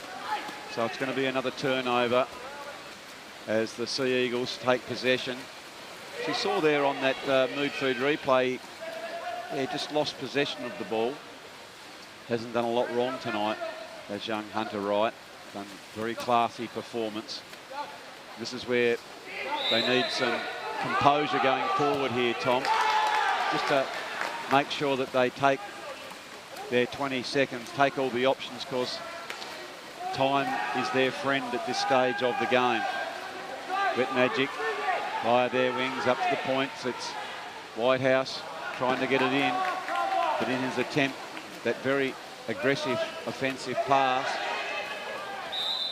Swimming hard on the goal side was Hudson. He's been fouled and having to leave the pool is Sebian Muthu. So they've got the extra player now. Big chance here for the Sandy Bay Sea Eagles, who came out of the blocks very, very early. As we can see, and one of the things that we've got some interactions with, Tom, is from our supporter base, as that's a lovely shot from Josh Wiley. And some of our texts coming into the Facebook page really like Tommy technical comments, would like more of his insights into the players. So that's great feedback, Tom, to know that we've got your insights into these players. Of course, you play against them week in, week out. Yeah, thank you very much for that. Exactly right, though. I've in the tussle with the pool with them at most weeks, so definitely grown up with them. So now it is Wet Magic. I think a little bit too much for them now. So it has been a bit of a surprise if you're concerned, Tom, from this performance from the Sea Eagles. Yeah, I think Wet Magic have come unstuck tonight, to be honest. They haven't shut down Hunter as what they should have done. Their bigger players haven't been performing as well, but certainly happens in water polo. Yeah, obviously, that's a lovely shot. I think that was, might have been Steve Beer who put that one right to the top of the net. Julian Hudson, that one, I Hudson, believe. was it? Let's just have another look on the Mood Food replay as it came in. Yeah, it was number 7, Julian Hudson, quite right. Got 10 in the regular season. That slips him up for 11. But we said before the game that Wet Magic not only needed to do a one-on-one on Hunter Wright, but almost get 2 on him, don't you? You need to swim hard, and they've got the other players to come on and off, and just haven't been able to hold him back tonight, Tom. Nah, those outside shots, as I said at the start of the game, they haven't been able to shut down. I think that's their biggest mishap for today. So they're hanging on to the ball now because, as far as they're concerned, it doesn't matter. And there is the final hooter, and a wonderful performance here by the very youthful Sandy Bay Sea Eagles, running out victors in the Tasmanian Water Polo season for season 2020, 13 goals to 7. And for the victors, it was Hunter Wright who has scored 7 goals. William Watts has got 1, Julian Hudson 1, Mitchell Barnett 1, and Josh Wiley with 2. And for the vanquished, Tom, it was Ned Whitehouse, a couple, Steve Beer, Sibian Muthu, Leighton Beer, and Savio Barreo with 1 goal apiece. But a polished performance from the very, very youthful Sandy Bay Seagulls. They're sounding out across the bows of all the other teams that they are here as a youthful team, and they are here to stay for quite a long time. Certainly someone's team to look out for, I believe, Hoppy. I think that 30-metre pool definitely suit them tonight. Yep. So tell me a little bit about the build-up then for you, the Crocs and the other teams that will be striving to catch the Sea Eagles. When does the pre-season get underway? Well, we've got a summer season, I believe, starting around January, February. That goes for, I think, 10 weeks again. So we'll be starting training a couple of weeks before that. That's a fairly big season.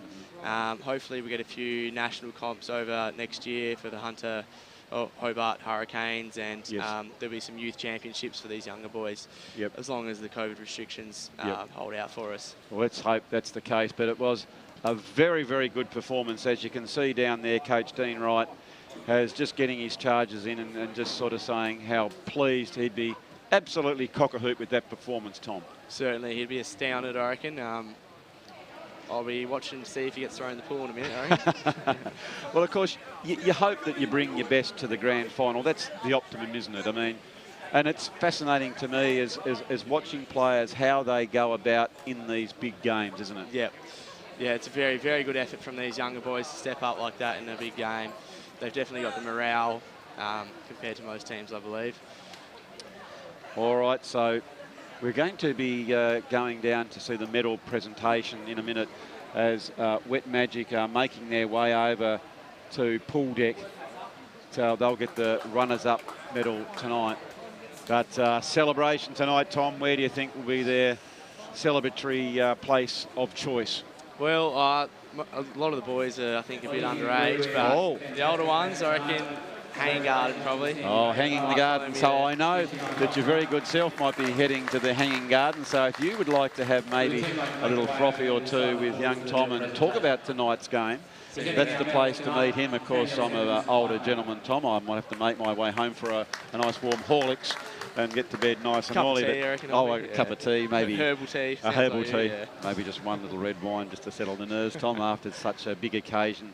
That is the grand finals here at the Hobart Aquatic Centre. We hope everyone's enjoyed it, but it hasn't finished just yet. The coverage will still keep going where we get the players. So tell me a little bit about the body, how the body feels now at this stage of a game, Tom. It's very challenging, is water polo, isn't it? Yeah, well, it's definitely a shock to the system, this extra 5 metres. You wouldn't think it, but bloody oath, you're swimming up and back. It adds every time. You're 2 to 3 metres each length, especially these older boys that are carrying a bit more weight, a bit less training than the Sandy Bay boys. They'd be feeling it, that's for sure.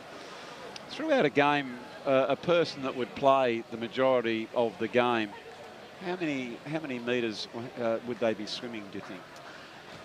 Someone that's playing on the field, like the entire game, someone like Hunter, I would say about 3-4K sort of thing. I've always wondered it myself in my games. And it's not like you're going to a pool and just sort of turning your arm over and going up and down. It's the pace that you're going at. Exactly right. And not only that, it's when you're at a pool following the black line, you haven't got someone on your back pulling you back like you have in the water polo cape, and that's what makes it so hard and draining on the body, doesn't it? The sprinting efforts as well as the wrestling. So if you're doing the wrestling and then you got the sprint effort. Number 1, Harry Fisher. So here are our victors, Tom. We'll go down to the on-pool deck. Number 2, Hunter Wright. Number 3, Theo Ives. Number 4, Andrew Hudson. Number 5, William Watts. Number 6, Josh Wiley. Number 7, Julian Hudson. Number 8, Fraser Brumby. Number 9, Thomas Wilkins. Number 10, Callan Wright. Number 11, Jacques Stevenson. Number 12, Mitchell Barnett. Number 13, Scott Willow Wilson. And number 14, Dwayne Schubert. As is custom, we announce the most valuable player on grand final night. The Eric Zabel Award will be awarded at the finals, at the interview dinner, to number 1, Harry White. Harry Fisher. Harry Fisher.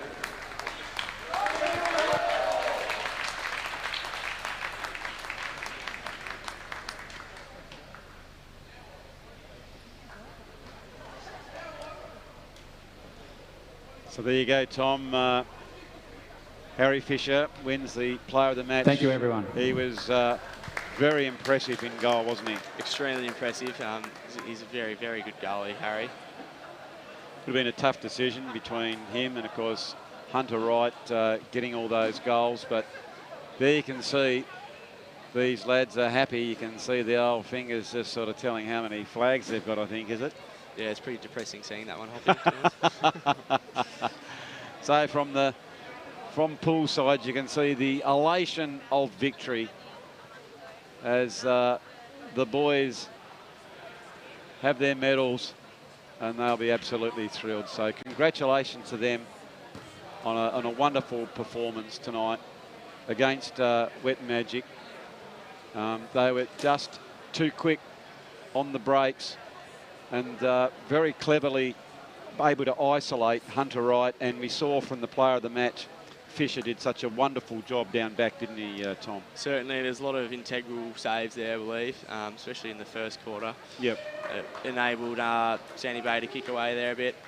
And as I said, the more saves a keeper can make, the more narrow the goals look to the other centre forwards, and I think that was another great key. So well played there to Fisher. Congratulations to Dean Wright. So it is Andrew Hopwood in the main commentary tower here, and we thank my co-commentator and expert, as you heard the dulcet tones of Tom Franks. And maybe next season, Tommy, instead of sitting alongside me here, you might be down in the pool. Certainly, that's the key. That's definitely the key. All right then, son. So thank you very much for that. We hope you've enjoyed the coverage here by Duff TV. We thank everyone at Tasmanian Water Polo for having us come along, and we look forward to bringing you the final action next time through. So a very warm good night to you, and we'll see you next time at the Water Polo. Hard is White House. Here's an opportunity. How are you seeing the way they're setting up offensively here, Tom? I think they came up pretty well then. Yeah. They had those 2 fast breaks. I think Wet Magic came a bit unstuck there with Mitchell Barnett swimming through pretty hard there. So there is the first goal. And Hunter Wright just continues on his merry way. He is a goal-scoring machine, Tom, isn't he? Sure is. It's an interesting position, and I know that's your position, and it's centre forward. That's a very tough place to play, isn't it? Certainly is. Leighton Beer, he's got about, I'd say, 10 to 15 kilos on most of these younger boys. He's going to be he's very keen to jump in there, I reckon. So what Sandy Bay will be trying to do is they drop one back. Oh, that's a good shot, Tom. That was a ripper. As Rao puts that one through. Sorry, mate. Just saying, Sandy Bay. In the first round, Sandy Bay 6, Wet Magic 12. Then they played Sandy Bay 15, Wet Magic 5. And then the last time, Wet Magic 11, Sandy Bay 5. So they've all had a few wins against. So the long shot comes in. Gee, that was nicely done there by Hunter Wright. It was a real deft touch, as you alluded to, Tommy. He's normally known for his power, but he seized that opportunity and nearly got that one over in the top of the net. Yeah, exactly right. He likes that that lob shot. A strong stuff. He's the bullocker in there. It's the go-to man, getting it into him, and then probably going to try and feed it out to someone like a Hunter Wright. Is that?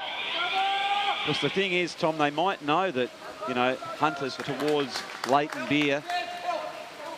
Normally plays in and around that centre forward, doesn't he, Tom? Yeah, certainly. Leighton's a centre forward player. He's probably the biggest boy in that team.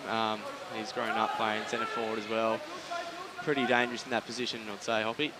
No doubt about that. As another foul, so picking that one up. Hunter Wright. He's back again. And the old parlours, you give him an inch, he takes a mile. Now, you've got no idea. So beautifully. As a foul there by Ned Whitehouse. And, oh, referees. What's he called there, Tom?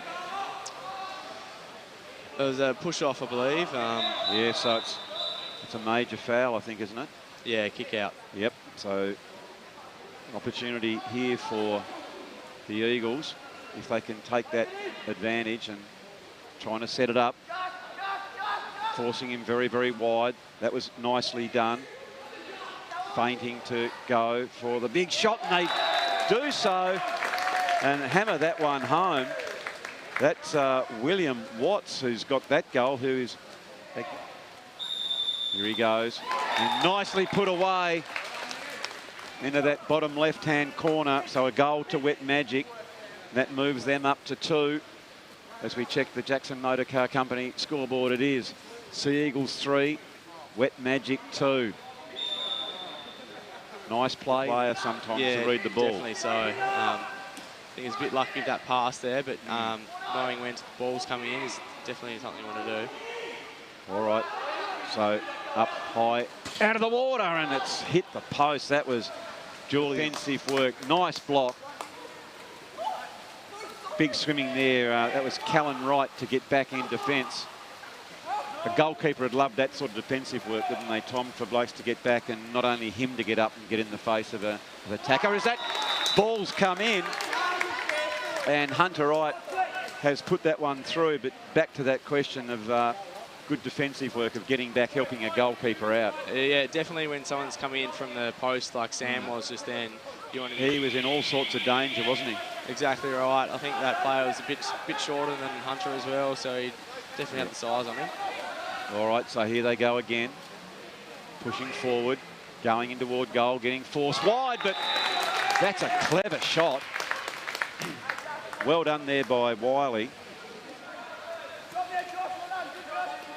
There's a lot of work's done with their legs, Tom, in at that position, isn't it? Exactly right. A lot of leg work, a lot of wrestling. Oh, Fisher is really having a good game, Tom. Them to get the ball back.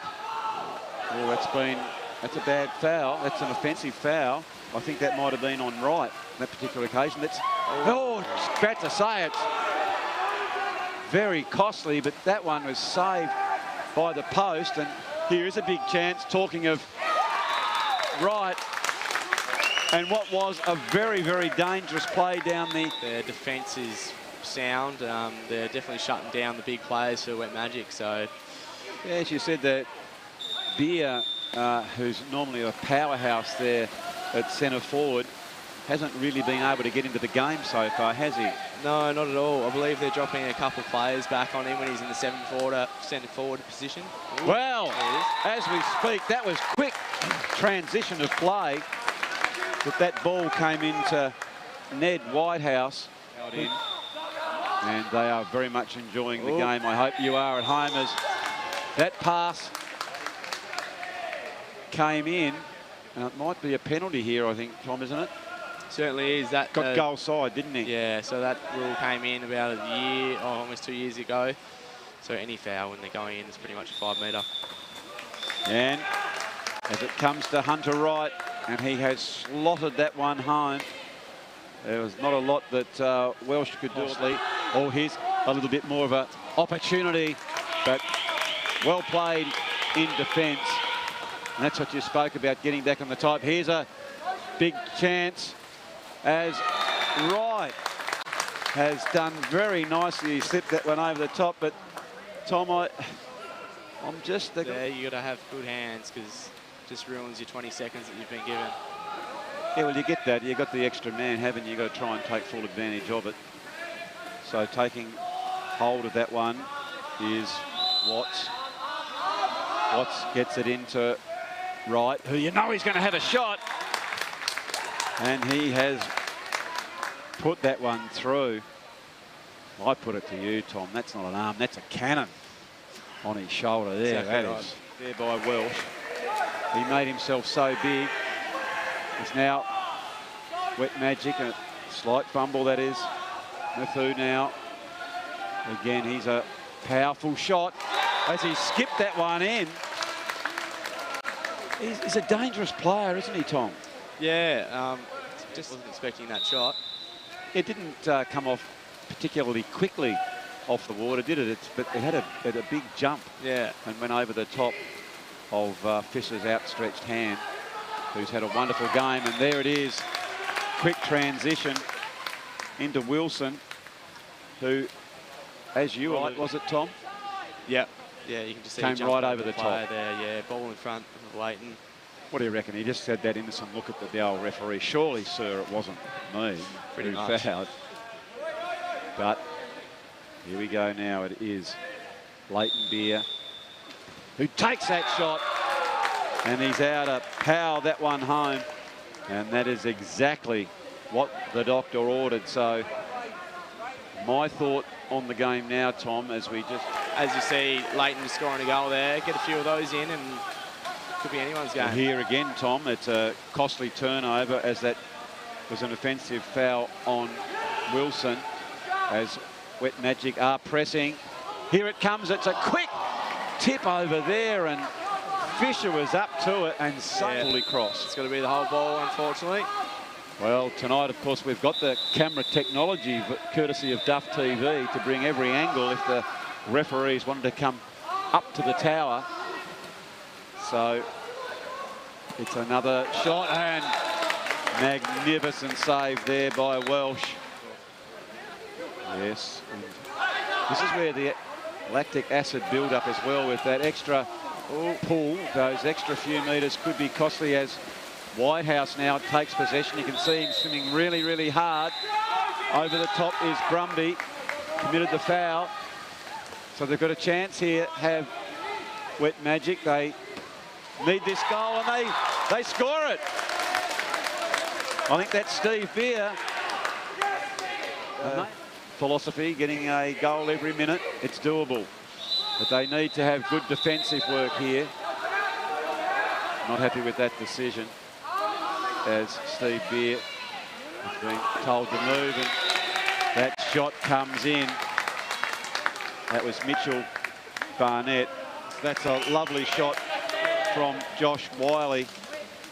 And some of our texts coming into the Facebook page really like Tommy technical comments, would like more of his insights into the players. So that's great feedback, Tom, to know that we've got your insights into these players. Of course, you play against them week in, week out. Yeah, thank you very much for that. Exactly right, though. I'm in the tussle with the pool with them most weeks, so honest, they haven't shut down Hunter as what they should have done.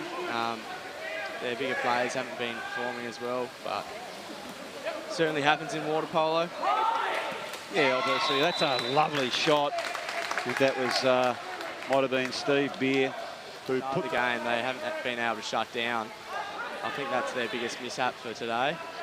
So they're hanging onto the ball now, because as far as they're concerned, it doesn't matter. And there is the final hooter. And a wonderful performance here by the very youthful Sandy Bay Sea Eagles, running out victors in the Tasmanian Water Polo season for season 2020, 13 goals to 7. And for the victors, it was Hunter Wright who has scored 7 goals. William Watts has got 1, Julian Hudson 1, Mitchell Barnett 1, and Josh Wiley with 2. And for the vanquished, Tom, it was Ned Whitehouse, a couple, Steve Beer, Sabian Muthu, Leighton Beer, and Savio Barreo with 1 goal apiece. But